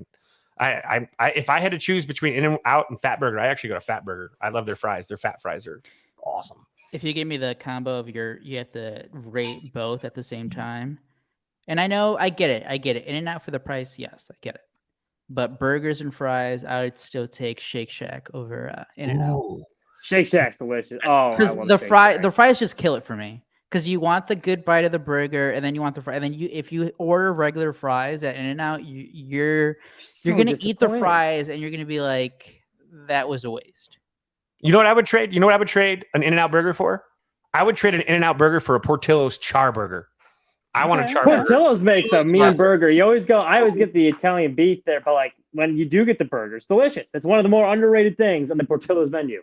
It's why you gotta have a Portillo's in your neighborhood, because the only time I get to go to a Portillo's is when I'm coming home from San Diego, or it's not. And you have some, I think, near where you're at, Aldo, but they don't have them here in Vegas. So I only get the beef, right? I'm not gonna get hot dog. I can get the hot dogs anywhere, but the beef is I get. Well, if I had one like around this corner and I can go like a second time in a week, I get a char burger. The char burgers are so good. They're pickles, but I have to say though, past few years, I don't know if it's because of COVID and production or after the sale, but Portillo's quality went down. Sadly, for me at least. I had a feeling that would happen. I haven't been there in about a year, but I had a feeling that would happen. All right, what's the next trade, Kevin? Okay, next trade is. Yeah, I think we consensus Burger King sucks. Yeah. Burger King sucks except for the chicken sandwiches, the original chicken, the long ones. Those are the best hangover remedies ever. And Raising Cane's over Chick-fil-A. Anyway, so let's see here. Oh, we get to food again. We got G-Rate churro and a funnel cake for Otani, but that won't work probably. Did you say Raising Cane's? Did I hear Raising? Yeah, did you say Raising Cane's over Chick-fil-A? Let me tell you something about Raising Cane's. We got one down in Columbia where I work, and it got like really bad. So you know how like sometimes your phone will have like suggestions like, oh, like directions to home, because it knows you're going there every day. So like every morning it would be like directions to ABC 17, even though I wouldn't punch in, it would suggest it. Well, I knew it was getting bad the other week, like around noon. I got directions to Raising Cane's. It's like, Jesus Christ, I gotta chill. I've been going so much. At noon, it like popped up. Oh. And you're young, dude. You do not waste this opportunity to be able to eat, because here out in West now they started putting the calories on the order, and that's really makes it hard. When you're at the drive-thru and in the past I just like, give me a Caniac combo, give me the 6 fingers and no slaw, extra toast, let's rock. And now you see the calories. Dude, I go no toast, give me extra fries. 2,100 calories, dear God! Like I'm like, oh, but enjoy it. So good though. I do wish hangover. You know what you can use them for too? You can get them, make chicken and waffles. Go pick up some Raising Cane's on a Sunday morning. Come back, make waffles. Use those chicken fingers for your chicken and waffles. I do wish the strips were a little better. Oh, well, I had that stupid. What's that one thing in the South? What's the one that they have? The Southeast. No, Checkers and Rallies are actually. I love a little Big Buford. Checkers is bad. What the heck is the fingers place? Zaxby's. I went to a Zaxby's in when I was in Georgia, and I was like the Emperor's fingers. They were like just really sad little like crotchety like fucking anemic fingers. Well, people were smaller back when they were emperors. Everything in the South was just smaller. Yeah. Cane's maybe. You put a Cane's next to a Zaxby's, and it's like Dirk Diggler and like some dude who just swam in the cold. So. Not the same, but anyway, all right. So let's get back to it. We keep getting into this food. So we got Giolito to Baltimore for Heston. Is it Kierstad? And a couple of arms from their top 30 or whatever. That's from Magnificent Stan. Is that first guy? Is he? Because that's the thing. Is he a top 100 prospect? I don't know. Because again, Lucas Giolito. I don't think you're getting he's a a top rental. 100 for. Yeah, he's a rental. Top 100 guy. I would do that trade absolutely. Right. He is an outfielder and first baseman. White Sox need more first baseman. Well, we're trading them all to Oakland, so we're gonna need to resign. To Oakland, yeah. left-handed bat, and he's killing it at AAA. He's got 16 jacks, 35 RBI, 314 average, and 981 OPS. He's Matt Mervis, basically. Let's hope not. He's gone so far, but that's Matt the Mervis next will one. get second shot eventually, just like Oscar Colas. So this one we got Joe Kelly to Texas for Zavala. Wait. Oh, another Zavala. Mitch didn't like it. Mitch, Yeah. there's one Zavala. That's one. There is only one Zavala. When I first saw that trade, can only be one I thought he Zavala. was talking about like our Zavala. I was like, that makes no sense. Then I had to look it up. I was like, oh man, the Rangers have a Zavala too. Can't have two Seb. Toops. Giolito to Baltimore for Cowser. Is that what it's Cowser? I don't know. Cowser. Oh, by the way, for the Rangers, it's Aaron Zavala, 23, outfielder, lefty bat. You know. Yeah, I got a bad feeling about him. Pass. He looks terrible numbers this year, though. I don't know what he's at. AA. He has a 672. We can't OPS. have two Zavalas with terrible numbers. Pass. Colton He was Cowser. a second-round pick in 2021 out of Oregon. Colton Cowser's a good little toss in there. It's another left-handed outfield bat. 10 homers, 40 RBI, 996 OPS, hitting 330 right now at AAA. So, quick question, because I mean, the Cubs and Sox are supposed to be building, or the Sox more are supposed to be competing now. Cubs are building something to compete soon, you would think. So, in these trades, when we start to think about them, like you want more MLB ready guys, right? You're like, you don't want the young prospects anymore. Guys Or should be like, what are like, you guys? Or do you just want best prospect available? I will I take think- whatever we can get because it's rentals. So like I would prefer like an MLB ready guy that's gonna like help us. Like, but if you're a contender, you're not trading those type of guys to the White Sox. So You need them too. That's true. That's a good point. And you want to, I mean, you want guys that are on the fringe, guys that aren't ready yet to contribute right now for a team that's needing contributions at this exact moment, but guys that are still not far enough away where, you know, they still are 2 years removed from being able to buy beer. So, you know, you've got to have that kind of like that fine line. So with that, you go with, you know, like a guy, like a AA guy that maybe is ready to, in a weaker AAA system or farm system like the White Sox, might be ready to just go ahead and start at AAA and be ready, maybe by call up time at the end, if however things go, and kind of play from there. But Colton Cowser's good. Yeah. Cowser's the only good. thing I could see, well, actually I couldn't see, but like I guess the only thing that would really work if you're gonna trade one of those guys, it would probably be like a Craig Kimbrell for AJ Pollock type deal, where they're both expiring deals. You give us a need, we'll give you a need. But there's not a whole lot of teams I could see doing that. Yeah. Okay, let's see here. TA and Bummer to the Dodgers for Dalton, Rushing, and Bush. Zoe would like that one. Bummer on the Dodgers would just be like filthy. Like I already know it. Once he leaves the Sox uniform, he's just gonna like live up to his potential. Everyone talks about how nasty his sinker is, like when he's not spiking it in the dirt and giving up runs. But I feel like Bummer, once he changes uniforms, it's like gonna click for him. So Rushing, I mean, that is good. I mean, TA, if he was good, you'd get a but- lot more. Yeah. I I'm still think not TA giving was- up on TA though. He's got no, are you blood. there? Oh, I thought you were at a Wait. rave. That's a cigarette. Oh, I'm here, boys. He's got a heater. Speaking of Oh. frog with Siggy, it's Oh, Zoe my Siggy. God. I wouldn't baseball trade Zoe update, Siggy. though. Boys, it's bad. I'm down bad, boys. You're gonna need a bigger boat. We're gonna need a bigger house. I'm selling this bitch. I love you, baloney, but I'm getting out of the fucking hills. Fuck this. Oh man. So what are we talking about? TA and Bummer to the Dodgers for Bush. I'm gonna need a little bit more. Well, I think the Dodgers are going to need a lot more.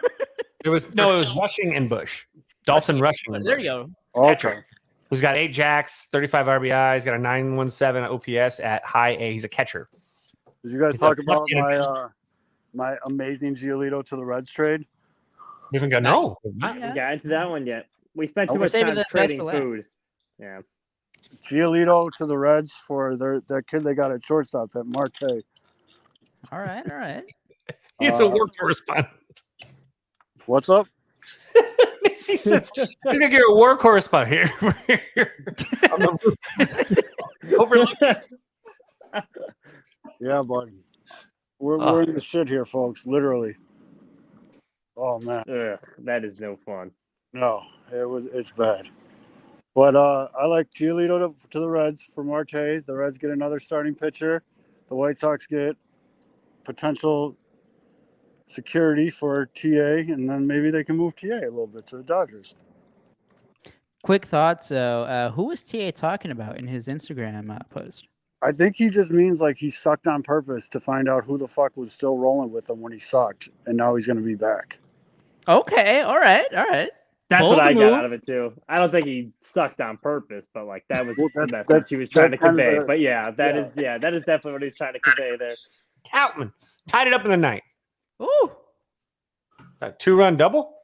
Forget everything I said like half an hour ago. Cubs are back. Bye. Let's trade for Giolito. I We're got to only trade 6 for you innings. guys. Watson's According to hamstring the looks like, by the baseball way. trade simulator, this works. Cubs get Lucas Giolito and a negative trade value Eloy Jimenez for some reason for Nick Madrigal, I think you answered your own question. prospect catcher Pablo Aliendo, and you get a starting pitcher. You get Caleb Killian back. So no, but this is the other thing that's weird is is there a catcher farm I don't know about? Like, do catchers just like grow? Like, do I gotta go up like 94 or something? And there's a Yeah, catcher for the Cubs, farm? we got. Where do you Well, think we got Seb? They're old. Hydroponic system actually up in Mhm. Sheboygan. What are you talking about? So you guys produce Sebi Zavala. Do not disrespect. And Seb. Zach Collins. Zach Collins is. We don't need to talk about Zach. We don't, yeah, I mean, But I'm just They saying, can't like, all be Sebs. I'm just saying, like, all these people in my Twitter mentions, like, yo, we need a catcher. We need a catcher. No shit. Where the fuck are you gonna find one? I'm sorry, boys. I'm on tilt tonight, as you would mention. But So you don't want to hear Aldo's trade proposal with the White Sox? no, that was it. He said yes, I think. no, Oh. I said no. I said Damn. I'd rather relive the last 4 hours of my life than see that trade go. All right, so By the way, next, Aldo, it looks like Dansby Swanson bruised heel, which all right, that's is fine. not Give him great a few because days that's off. Give him the few days. what KB was struggling with was a bruised heel, and the Cubs are about to fuck. take the lead. KB I missed all like right, a month. so I can see that. I've never done this on my phone. I can see the chat now. I like a lot of people think that the Orioles are just going to be serving up prospects. Well, yeah, no, that's the thing where the Orioles have a deep farm system. So I think when they trade guys, it's like teams are going to be getting back like the number 12th player in the Orioles system. And at first it's going to seem bad, Yep. but it's a deep farm system. You're still getting like, I think, a solid player in return. Right. Everybody likes that kid with all the continents in his fucking last name. Paft, right, or whatever. That guy, Pat. No, Pat? that guy's coming from the Diamondbacks. I'm talking about yeah. the dude from the Orioles. He's a corner infielder. It's like Hajastad or something. It's like HJAS. Kjerstad, or yeah. Yeah. Lose the fucking continents, you fucking loser. He's Viking. He's from Well, that's a loser name. I don't think you want him anyway. No, he's good. from North. No, that's a definitely loser want name. him. I definitely want him. 'Cause I'm not gonna lie to you, fellas. Old. I honestly, 100% today, forgot that Yohan Moncada was on this team. Oh, man. I forgot he was on this team.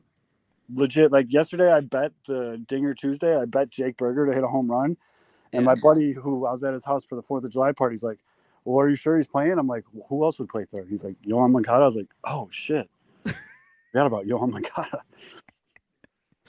Hey, he's sprinting under supervision. Yeah, Jesus Christ, sprinting under supervision. Dude, by the way, Oh my Pedro God.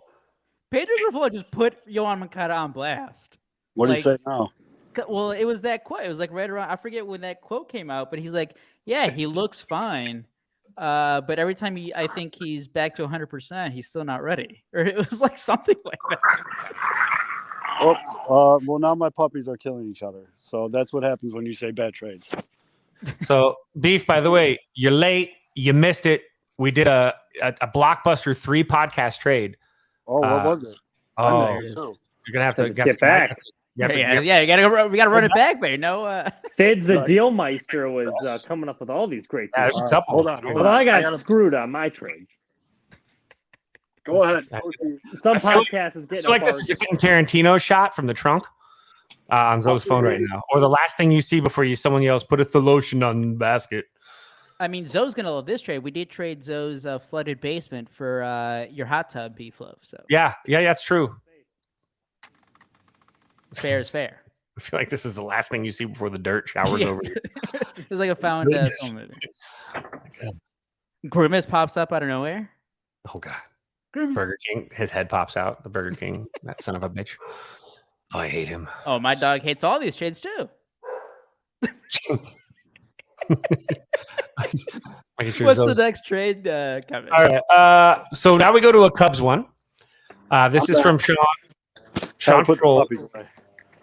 He had Stroman and Smiley to Baltimore for Westberg and guess who? Scherstad. So we got another mention of the Viking, Scherstad. Send it. Why not? So that's two starting pitchers, which Baltimore could use two starting pitchers, to be honest, effective ones. And that would be actually a good, I mean, that actually works. He had a second one was Hendricks, Belly, and Fulmer to Texas for Evan Carter and Jack Leiter. Okay. What is the status on Jack Leiter? What's he up to? What's he being up to? Is he... Besides in the offseason helping pick up trash instead of being in the weight room. Well, I don't like that. Yeah. We got a problem there. Can't have that. That seems like a guy who's not committed. Yeah. He has not been great. He's this actually would be a buy low. In the comments, sir, this is my show, and I will rip a heater whenever the fuck I want on my show. There you go. That's right. This is not just a clever description by Ryan in the chat. He has been booty, which is great. Buy low. He has been, yeah. 2-4. He's a 5-14 with a 5.25 ERA so far, and 157 innings as a pro. Like not great. Who was that trade? Hendricks, Fulmer, and who was Bellinger? That was Hendricks, Belly, and Fulmer for Evan Carter and Jack. So I think Evan Carter might be the. I mean, that would be because again, Kyle Hendricks. I know he has a team option for next year, but that's probably going to get declined. So that would be a. I mean, you're getting Cody Bellinger, our guy, but I like Carter. He's been cooled off. He's a lefty. All right, boys. Lefty bat. I'm gonna bounce out. Take it home. Godspeed. Mitch, check your text, and I will talk to you guys later. Sounds good, bud. Good luck, Zoe. Have a good one. That's So, the yeah. problem. I can't read the chat without like hitting this thing. It's impossible. I probably got all this stuff just stacked up with the stupid phone. So Carter he's got 219 at bats. He's got a 311 average, a 901 OPS at AA for Texas. So looks like Evan Carter is the get, and he's an outfielder, projectable, good speed. So maybe put him in left field, have PCA in center, and then you got Casey in right. You got a nice little young little hotbed there. Not to mention Alcantara and who else might be coming through. So that's not a bad. That actually kind of float. That hits a little bit. I like that one. And then Happ and Leiter Jr. to the Dodgers for Bobby Miller and Ryan Pepio. Or Bobby Miller, excuse me. Well, that's the Pepia is the guy Zoe wanted all offseason for Lucas Giolito, I think. And he also said that if they suck, he was hacked. So it's not his fault. And he said Mancini can go in any of these deals just as, hey, guy, you want to? As a good veteran guy. By the way, that Evan Carter trade. Extra Texas toast. That Evan Carter trade and Jack Leiter, that's just not going to happen. He is currently number 7th overall on MLB Pipeline. The Rangers aren't. I know the Rangers are ready to win, but I don't think they'd do that. They have to get Stroh for that. That would be they would have to get Stroman and like Hendricks. So Stroman and Hendricks and Belly for those two, I think I'd be okay with. Yeah. Remove Fulmer. Then, I mean, it depends. I think they have a pretty solid outfield, right? With Garcia in center. I mean, by the way, Pete Crow Armstrong up to number 9. Yeah. And number 1 in temper tantrums, apparently. Kevin, do you think is there a chance September call up PCA couple weeks maybe, or no, or does he finish the year at AAA? Let's see. You almost got to wonder how the trade deadline plays out first, and where they're at. I don't think you bring them up if you're in a hunt. I think you let that. I think you just let them. You just kind of just bite your tongue and let the kid keep going through. But if you are playing non-competitive baseball down the stretch, might as well get the kid some opportunities to see some major league pitching, get a cup of coffee, know what to expect. Then he can go into the off season with an understanding of what it looks like, and he can start working on things. It'd be one thing. It's one thing to be told what it looks like to see a major league pitch and to play at the major league level and do that consistently. It'd be nice to have a couple weeks of experience for him to take with him to the off season and grow with. So if they are out of it, I think that's a more than logical idea. I mean, let's see what the Cubs do. I mean, it's Cubs. So And then Mitch, got another quick outfield question. Barring injury, no matter what, keep up Oscar Colas and play him as much as possible, or does he have to no earn it? matter, not no matter what. I mean, I think you're playing him as much as you can. Like you're playing him as much as possible. But like if he stinks, then obviously. Do you want to see more Eloy in right field? No, I hope he's good. And like you have room, you have more margin to make mistakes with Oscar right now, especially the way this team's playing. So I think he does have a bit of a leash, but it gets to a point where, like the base running thing from the other night, like that can't happen. Like if those start piling up consistently, like 3 weeks, and he's still like the plate approach doesn't look like it's made any progress in the beginning of the year, then I'd have no problem sending him back down. I think it's a critical time for him too, because talk about confidence. I think he started to regain it back in AAA. So that's the other thing you got to think about too. Like sending him back down would probably be kind of detrimental. But like to answer your question, no, I don't think it's you keep him up no matter what. I do think you're playing him as much as you can and giving him every opportunity to earn it and it be the long-term right field solution. But I don't think it's guaranteed that he stays up. Kevin, any more trade proposals? I'm trying because some of them are like buried in the threads here. By the way, thanks for everyone who did reply. Thanks for contributing to the show. There's a good one. Lance Lynn for Dane Dunning. I like that trade. We've been getting a lot of Bitcoin bots in that thread because by the way, Cubs did win. They came back. Mitch, what did we say earlier? You get to 5, you feel better. Cubs are only 5 games back better now. All of a sudden, Cubs are back. See, Ross, all right, Kevin, who are we buying? Who are we buying? Who are we buying now? Oh, yeah, we're gonna go with Shohei. I still like my Giolito proposal. We're gonna give Shohei ownership stake at Wrigley. In fact, he owns the entire. Do you guys think Steve Cohen's gonna offer Shohei ownership? What are teams gonna offer this dude? Who knows? I think he stays. If he doesn't come to Chicago, I think he stays in the West Coast. I don't think he's going to New York. San Francisco gives him the Correa money for Dodgers, 3 years. It's gonna be the Dodgers. It's gonna be the Dodgers. Las Vegas Athletics in their first big major blockbuster move. Because he had a chance. I think the Yankees offered him a contract when he was initially coming over, and he didn't want to play in New York. He preferred to stay on the West Coast because I think he was the furthest east. The Cubs were the furthest east. I was gonna say Cubs were in the finalists list. Yeah, they were the furthest east. It'd be funny though. You can give Shohei, if it was the Vegas Athletics, you can give Shohei like Vig at the book.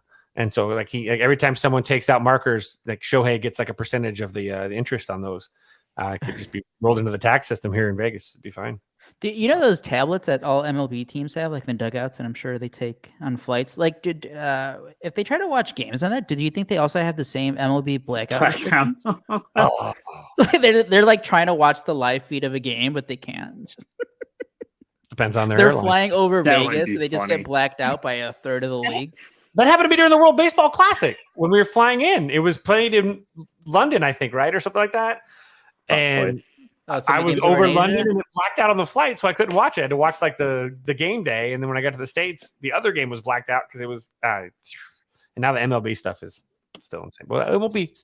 By the way, the standings update, as I said earlier, Cubs did beat the Brewers, comeback win in the 9th. Thank you, Brewers. The Cubs are. Oh well, forget about that. They're still 7 games back because the Cincinnati Reds keep winning, so the Reds are actually in first place. So forget about the 5 games. All right, we're selling again. But the Phillies, what are they, 6? They're 7 games back. Phillies need to start. Oh yeah, no, yeah. Damn it, 7. It's all right. And then the Twins did beat the Royals again. They're 45-43. They are now 7.5 games ahead of the White Sox. So the Phillies are in need of starting pitching. They are. And they do have a young prospect by the name of Justin Crawford. That perhaps if you package like a Stroh and Smiley or a Stroh and I don't know. I'm trying to think of something else that where the Rangers have some or the Phillies have some. That'd be kind of cool. Did they still do first base helper now? Have they figured it out? Because I know they had the injury to Isn't Harper playing first? No, he's not playing first, right? He's going to be moving to first base here once he's given more clearance. Giolito to the Phillies, maybe. Gio might go be Phillies too. They need one more. He starting feels like a Tampa Bay Ray. That's who I think was going to trade for Giolito. Is Jake Diekman doing good still with Probably. Rays? Real Don's like, whoa. Now we're buyers. Flip it around. I keep going. The Cubs were, in my mind, the Cubs were buyers tonight for 10 seconds before I realized the Reds were in first place. They just keep winning. To see it. Yeah. I hate to see it. I do. Jake Although when Diekman, overall, September comes 4.4 ERA. All right, that would play in the White Sox bullpen. But actually, oh wait, no. He has a 4.4 overall ERA because he had a 7.94 ERA in 13 games with the White Sox. Since he went to the Tampa Bay Rays in 21 appearances, he has a 2.0 ERA, 0.98 WHIP in 17 1/3 innings. That sounds about right. Tampa Bay, you never trade with Tampa. Lance Lynn gets traded to the Rays, and he just becomes a stud. He's back to oh my god, like crotch grabbing going. He leads them in the postseason. And it's great. Dude, his screams when he'd like strike out a guy would like echo in that dome. Yeah, I think I'd just be rattling. Like, can you imagine the field mics in the playoffs with it's like half-filled stadium? Just fuck, slap dick, motherfucker, fucker. Don't butt on me, bitch, hitch. Slap Danny, dick. Mota. Any more trade proposals, Kevin, before we get to everyone's favorite segment? Which we wouldn't trade for Ohtani. We would never trade. Yeah, no, we're trading Mitch, but we're not trading the NASCAR minute. What? We would bring you back to do it, Mitch. Is that how that was? Yes, I think we the still value under just contract for the declined NASCAR minute. significantly. That was the only value in that deal was the NASCAR minute. You'd have to he's change getting screwed then. The Just one enough wait didn't to read trademark? the fine print. It'd be the NASCAR minutes. You'd have to put an Minutes, S at the end, and all of a sudden you're safe That's again. true. I don't think I have it. I mean, the Cubs just we don't know, man. I guess we'll know after the All-Star break too. Like, how do the Cubs draft? Let's see how the Cubs draft, because the draft Corner is what? infield, right? It has to be third base, first base. Well, we said that last year. They had Montgomery, and then they had freaking what is it? Collier, Cam Collier. Cade Horton's been good, except for tonight. Yeah, Cam Collier is really good. He's starting to be really good too. It's tough though, because right now the position of needs for like the Cubs is like third base, but like who's trading a solid third baseman right now? Like you're not getting that. You got to get that AA guy that's like still a year away, unfortunately. Or, like you sign Matt Chapman. Still struggling. Yeah. But can we do this one thing though? I do want to make sure. Please, fans, Cubs fans, Sox fans, please stop.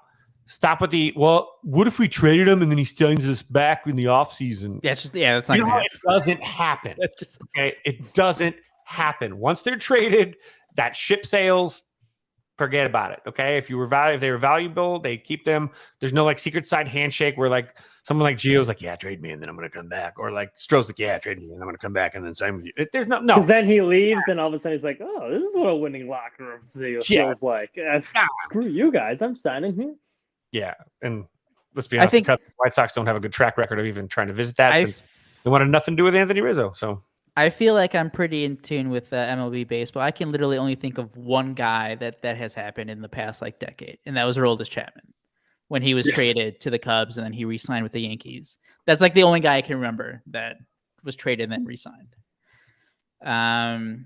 So again, thanks for everyone on Twitter that replied to Zoe's thread there.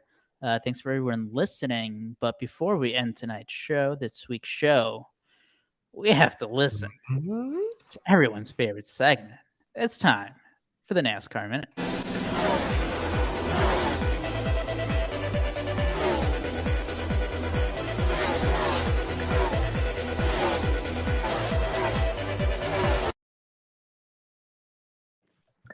All right, it's going to be a big NASCAR minute. NASCAR came to Chicago this week. Well, they didn't really cooperate. But before I get to that, so NBC snubbed the White Sox once again in their trailer hyping up all the great Chicago sports teams in the city. They ignored the White Sox. I got a bone to pick with that. Did the Cubs have a car that was sponsored in the race? No. Now, I will say, I'll give the Cubs props. They had a NASCAR night, and they brought out Daytona 500 winner,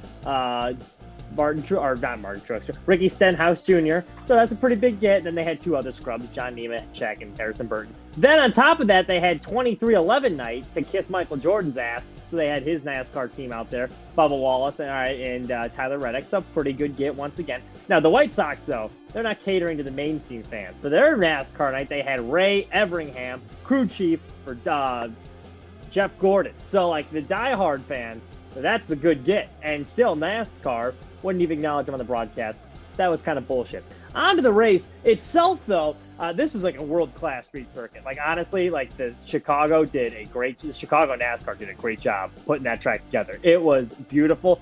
Jenson Button, who used to race in Formula One, said that was by far the hardest track he's ever driven on as far as street circuits go. Now, this was Lynch's cool race for a couple of different reasons. One, it was the first, obviously, street race in NASCAR's 75-year history. Chicago got the honors of hosting it. And 2, even in Formula One and a lot of these other series where they're hosting street course races, they're not in a major city like Chicago. Like Chicago's one of like obviously like that's the biggest city that anything like this has ever been tried in. All right, so on to the race itself. Denny Hamlin, he won the pole with a heater of a lap in qualifying. So he comes off turn, I think it was like 6 or something. He slips, hits the tire barrier. So he's out of the race, or he moves back in the pack. Eric Almirola, he also ran into trouble. There's water all over the track. He spun out. Then all of a sudden, Kyle Busch goes flying into the tire barrier. Then the funniest was Noah Gragson, who's the guy that signed the Zintin I was talking about earlier in the year. He's kind of a funny dude. He had a vendetta with the tire barriers. That man in his Wendy's car, like he hit him like 3 times in practice. First lap of the race, he goes crashing into it. Later in the race, he goes spinning into it. He just kept connecting with tire barriers. Now, the real story of the race, so Christopher Bell was starting to run away with it for Toyota. He's up front, comfortable lead. He's dodging the chaos from behind him. So he goes into pit like pretty early. Then NASCAR, right after he pits, was like, hey, actually, it's going to get dark pretty soon, because they were like 15 minutes away from canceling the entire race or moving the entire race altogether because of the monsoon that was coming down. So he goes into pit a bit early, and then NASCAR's like, actually, we're shortening the race by 25 laps. So he got screwed over because these other guys that pit earlier didn't need to pit again. So all of a sudden, they cycle up to the front. One of those guys was Chase Elliott's bitch ass, who, you know, he was terrible in qualifying. He crashed twice. He was in the back of the field, but because he pit really early, all of a sudden, he's in second. Who's in first? It's this guy, Justin Haley, who you've never heard of before because he's always in the back of the field, but he's in first place. So it's like, wait, what the hell's going on here? Justin Haley holding on through the couple of turns. Austin Dillon's behind him, but he spun out. He crashed. Everyone was crashing. Noah Gragson in the Whopper car or Wendy's car, he hit the tire barrier again. So Haley looks like he's going to win. But then here comes Shane Van Gisbergen. You haven't heard of him either because he's a ringer. He's a road course ringer from Australia. He races in the Supercar series. He usually races on the wrong side of the road in that series. They also have mirrors on their cars, so completely different for him. He's making his Cup debut. They tried, so Trackhouse, the team that Daniel Suarez is on, they always enter a third car for big events called Project 91. It's kind of like a one-off car. So the first like specialty driver, the whole thing is they get like foreign celebrity drivers to come in. So the first one was Kimi Räikkönen, a Formula One driver for Ferrari, pretty big get. He kind of sucked, got exposed by these NASCAR guys because, like, you know, he's used to the Formula One. So, like, he'll come in with the open wheel racing. And then these guys, Joey Logano, will send it like 6 wide and go bowling ball off of him. Well, this Van Gisbergen, this Aussie, he was the real deal. I mean, the guy was like, with the clutch, he would like tap the clutch. The way he'd go through the gears, like in his footwork, was incredible. I recommend looking it up because he used like all 3 and he like tethered like the clutch to like balance the cars and go through the turns. So this man's just picking off cars, worked his way up from 18th down to 3rd. Chase Elliott's right in front of him. He passes him, so now he's got his sights set on Haley. So Van Gisbergen starts running him down. He makes a crossover move. Caution comes out. So they got to restart once again. Single file restarts. Lots of chaos here. Van Gisbergen, he's not phased, comes right back at him, dives into turn 2, gets a really good runoff, makes the pass, but Haley, you know, he crosses him over. He's not giving up this one that easy. Crosses him back over, takes the lead. Van Gisbergen coming into turn 3, then retakes the lead there. A great swap back and forth. He holds on, gets the victory. It's the first time a guy in their debut has ever won since 1963. So a big deal for the guy from New Zealand who came in there. And it's funny listening to all the post-race interviews. Like Joey Logano's like couldn't even pronounce his name correctly. He's Van Ginzy, Van Berger. I mean, that foreigner just came in and kicked our butts, man. And like all these guys are getting embarrassed by like these foreigners. It's pretty funny. So congrats to Van Ginsberger. The race was pretty cool, despite the fact it got shortened and it was a monsoon out there. The track kind of looked like Zoe's basement at the moment. But that is your NASCAR minute. I hope it comes back next year because it was a really cool event. A lot of these guys were against Chicago. Even like the NASCAR people like, oh, it's too dangerous in Chicago. Oh, you can't bring it there. It's not against our core values. It's not a good old boys. But like even they were like, yeah, like that race is pretty cool. Like the racing was really good. So props to Chicago. Props to NASCAR. That's your NASCAR minute. I started drinking at 6 a.m. We're here now. I don't know what time it is, but I'm rolling deep, and those cars are going real fast and real left, son. They're going fast and left. Fuck yeah!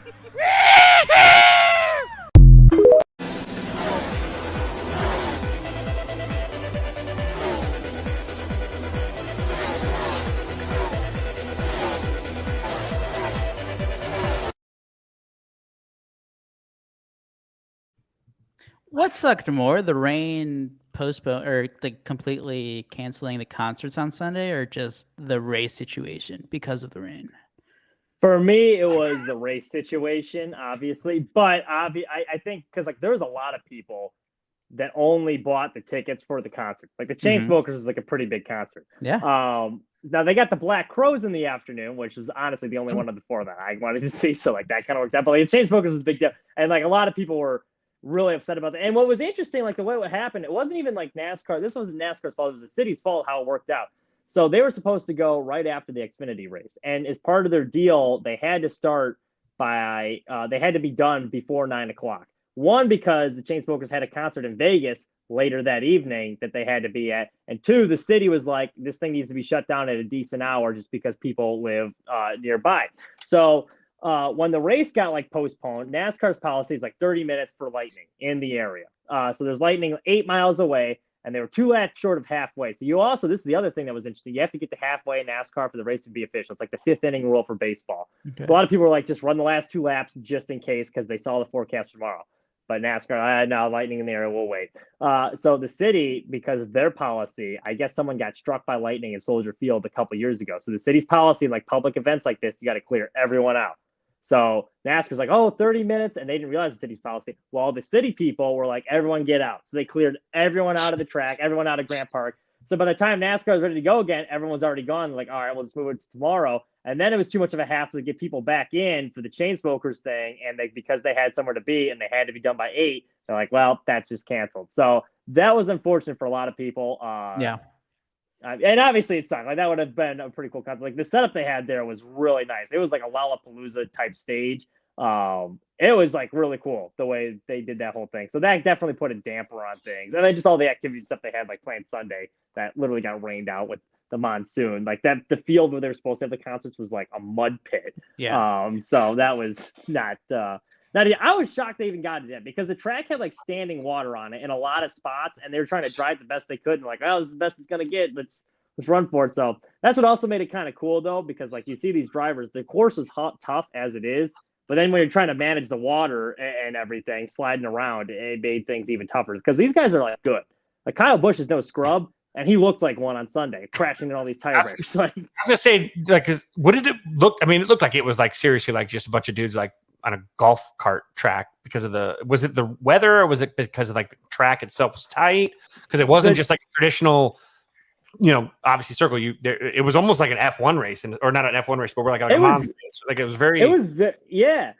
So like going up, like there was an F1 driver in the race, Jenson Button, which like I said earlier, and he's racing all these like F1. Talk about Wendy's, but yeah, well, he was like, yeah, this is the toughest course I've ever raced on. Like the track Saturday, like the Wendy's car Saturday, when there was no water, crashed into the tire barrier twice. Chase Elliott spun out. Like a lot of good drivers were having problems just when it wasn't rainy in general because they'd have a lot of blind right-hand turns. Right. And then there was some sections, the first 6 sections, there was good passing zones, which you need on a road course because it's hard to pass, which is why this one was great too, because there's a lot more passing than people thought. But then like the last couple was really narrow. Like you saw like the one overhead shot, I'm sure, of like that traffic jam. Yeah. Like that corner is like threading a needle when you're coming down like that long straightaway. So very tough track in general. And then you add all the water on there. And cars are sliding around off the turns. That's why that Van Ginsburg was so impressive. Because like I said, he'd like tether the throttle. And then you got Gregson in the Wendy's car who would just like, usually they just hammer down the clutch when they're shifting, where he would like kind of like bounce on the clutch. It's hard to explain, but he would like work all 3 pedals. And more like, Wendy's guy, he's just hammering the clutch and then he'd go flying in because he missed like a shift or something wrong. But yeah, he had a tough day out there. But good advertising for him. He had no shot at winning anyway. That car got plenty of TV time because he kept crashing. He even spun out after the race. They were driving back to pit road. I will send it to you guys. Maybe put it on the Pinwheels Twitter. It's like pretty funny because like Wendy's car, they're driving back to pit road and the guy's like talking to his people and you see Gregson in front of him like spin out and he's like, fucking idiot, just spin out. He's like, I'll send it to you guys. But it's, he had a tough day at the office. I remember seeing the videos of like all the rain on Sunday and like the fans who did show up, and I'm like, oh man, that just sucked. So what also sucked, what also sucked, like general admission, which is what I had, which I didn't realize, like there wasn't a whole lot of good spots. So you better had to be like right by the fence, and like we figured because it was like raining, not many people would be there. Decent amount of crowd early. So like it was tough to have a good view. Like I was fortunate to have like a decent view, like right off of turn 1. You can see part of turn 2. But as the race went along, like more and more people started filing in and it got like 10 rows deep. And you could tell most of them were not NASCAR fans. So it was like the first time seeing it, which is also like kind of cool. Because a lot of these people, just saw like them racing by in single file was cool. And so like that was cool for me to see too, because a lot of these people clearly were at their like first race ever. And it was a fun sport. Like going live, I get on TV, sometimes it's boring on the ovals. But like going, seeing them in person, like just how fast they're going and the skill it takes, especially on a street course like that, it's definitely fun to watch. For sure. Kevin, did you watch any of it? Yes, I. That's what I was asking. Like, why it felt slow. It felt like a bunch of dudes like in golf carts. Like that's what I was wondering if it was like, if that was what it was expected to be because of the course itself. Like I know we're gonna have the F1 here in the fall here in Vegas too. It's the same thing. These guys are gonna be rocking on a course that's not just straightaways, like you've got to turn, and hard turns, and they're blind turns. So like that to me was interesting because I felt like it was more out of the box from NASCAR than I think F1 is kind of used to it a little bit because you've got you have the big races like in what is it the big one where all the rich people in the world go where the giant yachts Monaco, where Tony Stark got attacked one day by a Russian guy with electric whips, but it was interesting. It was cool. Like, again, I mean, my social media was like the whatever, it was popping. Like people were talking about it, which is great. I think NASCAR to go out of the box and try something like that is really neat to do stuff like that. Cause it's a pain in the ass for everybody that lives there, but now it's over. Right. So now you can get back to your life here. The F1 thing, once they finished construction, everything is here now. The infrastructure's there. And I guess they're going to do another F1 here. But the traffic on the strip has been horrible because they've been preparing for the race. And I know Chicago feels the same pain. It's to go from from Flamingo to Trop, it could be a 15-minute drive some days here, which if you know Vegas, that's like you can walk it in 5. So that's part of it. Yeah. The relief. Yeah. Now you guys don't have to worry about it's over now. And it was cool, but and NASCAR was having a bigger risk just because like Chicago is not known as a big NASCAR market. Like Formula One, it's so popular worldwide, and those races are so expensive to go to. But usually the Formula One crowd goer is like from Europe or whatever, or they have a lot of money. It's like they're going to be able to pay those tickets. And Vegas is obviously a good vacation destination. They're going to make so much money from that race. It's going to be insane. It's going to make twice as much for our economy than the Super Bowl. Like would twice. Not surprise just me. $2 to $4 billion. Kevin, start buying the 30 racks of Busch. Just split them up into the 6-packs. They won't. Yeah, they won't. See, that's like Formula One. That's the thing, though. Like they're like more classy. They that's right. It's F1. It's F1. And they will be going. They will be going a lot faster. It's insane. They'll be going a lot faster than the NASCARs, but I guarantee you that race will be dog shit. Like that will actually just be single file parade. You will not see a lot of passing. It's hard to pass on a street course in general. And in Formula One, there's not a whole lot of passing nowadays anyway. That is going to be single file most of the race, like strung out. It's not worth the money to go to that one. They're going to make a lot of money. That's one you definitely want to watch on TV, though. They're selling $5 million ticket packages. Yeah, $5 million ticket packages. Like to watch Max Verstappen beat everyone by 20 seconds. Basically 2 tickets to the race and a How much coke are you eating in that? God damn. A strip side facing window that you can watch some of the race, but you also have tickets to the race, so you're not really going to watch it from your penthouse. So it's like really strange how they do it. But hey, you know, you take a chance, and that's fun stuff. It's off to those people who are going to buy stupid money. Formula One this year has had one team win every single race. There have only been 2 winners this entire season. One, and they're both from the same team. Like it's not fun. Like Max Verstappen wins every race. It's won the last 2 championships. They got popular because of Netflix. They're starting to plateau because like everyone started tuning in. They realized the racing stunk. Netflix hit a gold mine because the first year they did it, there was COVID, so not many people were watching, and they had the best championship battle in like their history. It was really exciting. Lewis Hamilton, Max Verstappen came down to the final race.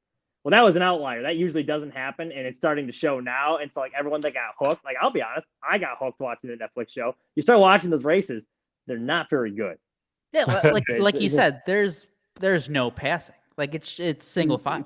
Have you seen though, like Monaco, when they pan out to the water at Monaco, and you've got these like $500 million yachts all just kind of like tethered up, like hey, it looks like the docks in Chicago, like except they're it's a social event. It's a social event. They don't go for the racing. There has not been a pass for the lead in Monaco since like the early 1980s, and they race there every year. Like that is how bad the racing is on that course. I swear to God, it's a real stat. You can look it up.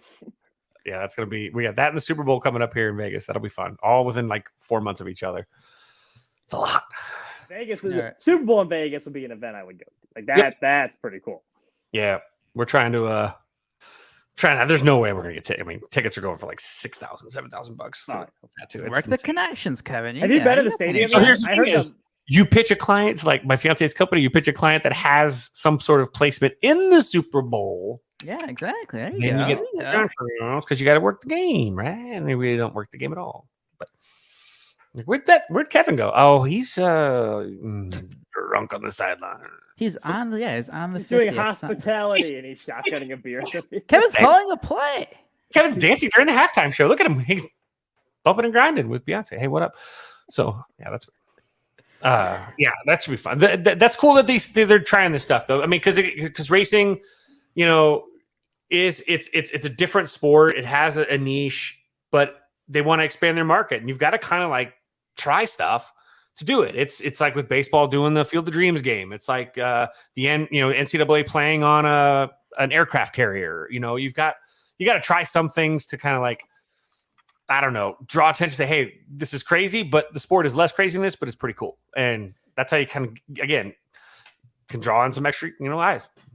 To answer Ian's question, I just saw really quickly, like whether they should have postponed or not. They probably should have postponed. But the city, like NASCAR was trying to make, because like when the new mayor came in, they signed a 3-year deal, but the new mayor's like, I don't know if we want to do this 3-year deal. NASCAR really wants to make this thing like work. So they're trying to make it as inconvenient for the city as possible, especially with that Xfinity race. They could have returned on Monday and ran like the rest of it, but they're like, it's not worth it for like their equivalent of like their AAA series. So they're like, we're not going to do that. And then same with the Cup one. They're like, well, we have a window. We can fit it in. Let's start tear down tomorrow as soon as possible. So like, I think they did make the right decision, as much as it did suck that it was in the rain, but it made it a little bit more interesting. All right, boys, as we head to the end of the show here, any final thoughts for this week? All-Star Week came up fast. I don't know. For me, the month of June went by really fast.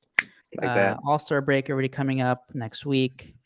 And then, I mean, we're already in the second half of the season, schedule-wise. Mm-hmm. Any final thoughts about our clubs?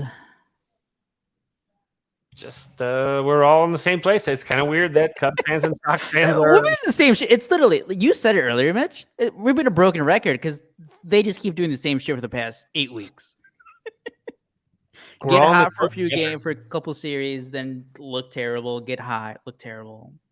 It just doesn't stop. I do have to say though, check out And Sports we're at. Mockery. Download Sports Mockery app because the trade deadline season next 3 weeks. There's going to be rumors gonna be flying fun. everywhere. It's going to be a busy time for both teams in Chicago. Yeah. Um, Either way, sell or buy. It's Yep. weird. It's going to be interesting. That's all you know. um, That's all you need to know, I guess. Everyone, let's hope for the best for Zoe. Tough times for him tonight. Thank you to Kevin, Mitch, Aldo. Thank you for all listening, tuning in. Hit the like button on YouTube. Subscribe on Apple Podcasts, Spotify, wherever you listen to us. And stay dry out there. Until next week. See ya.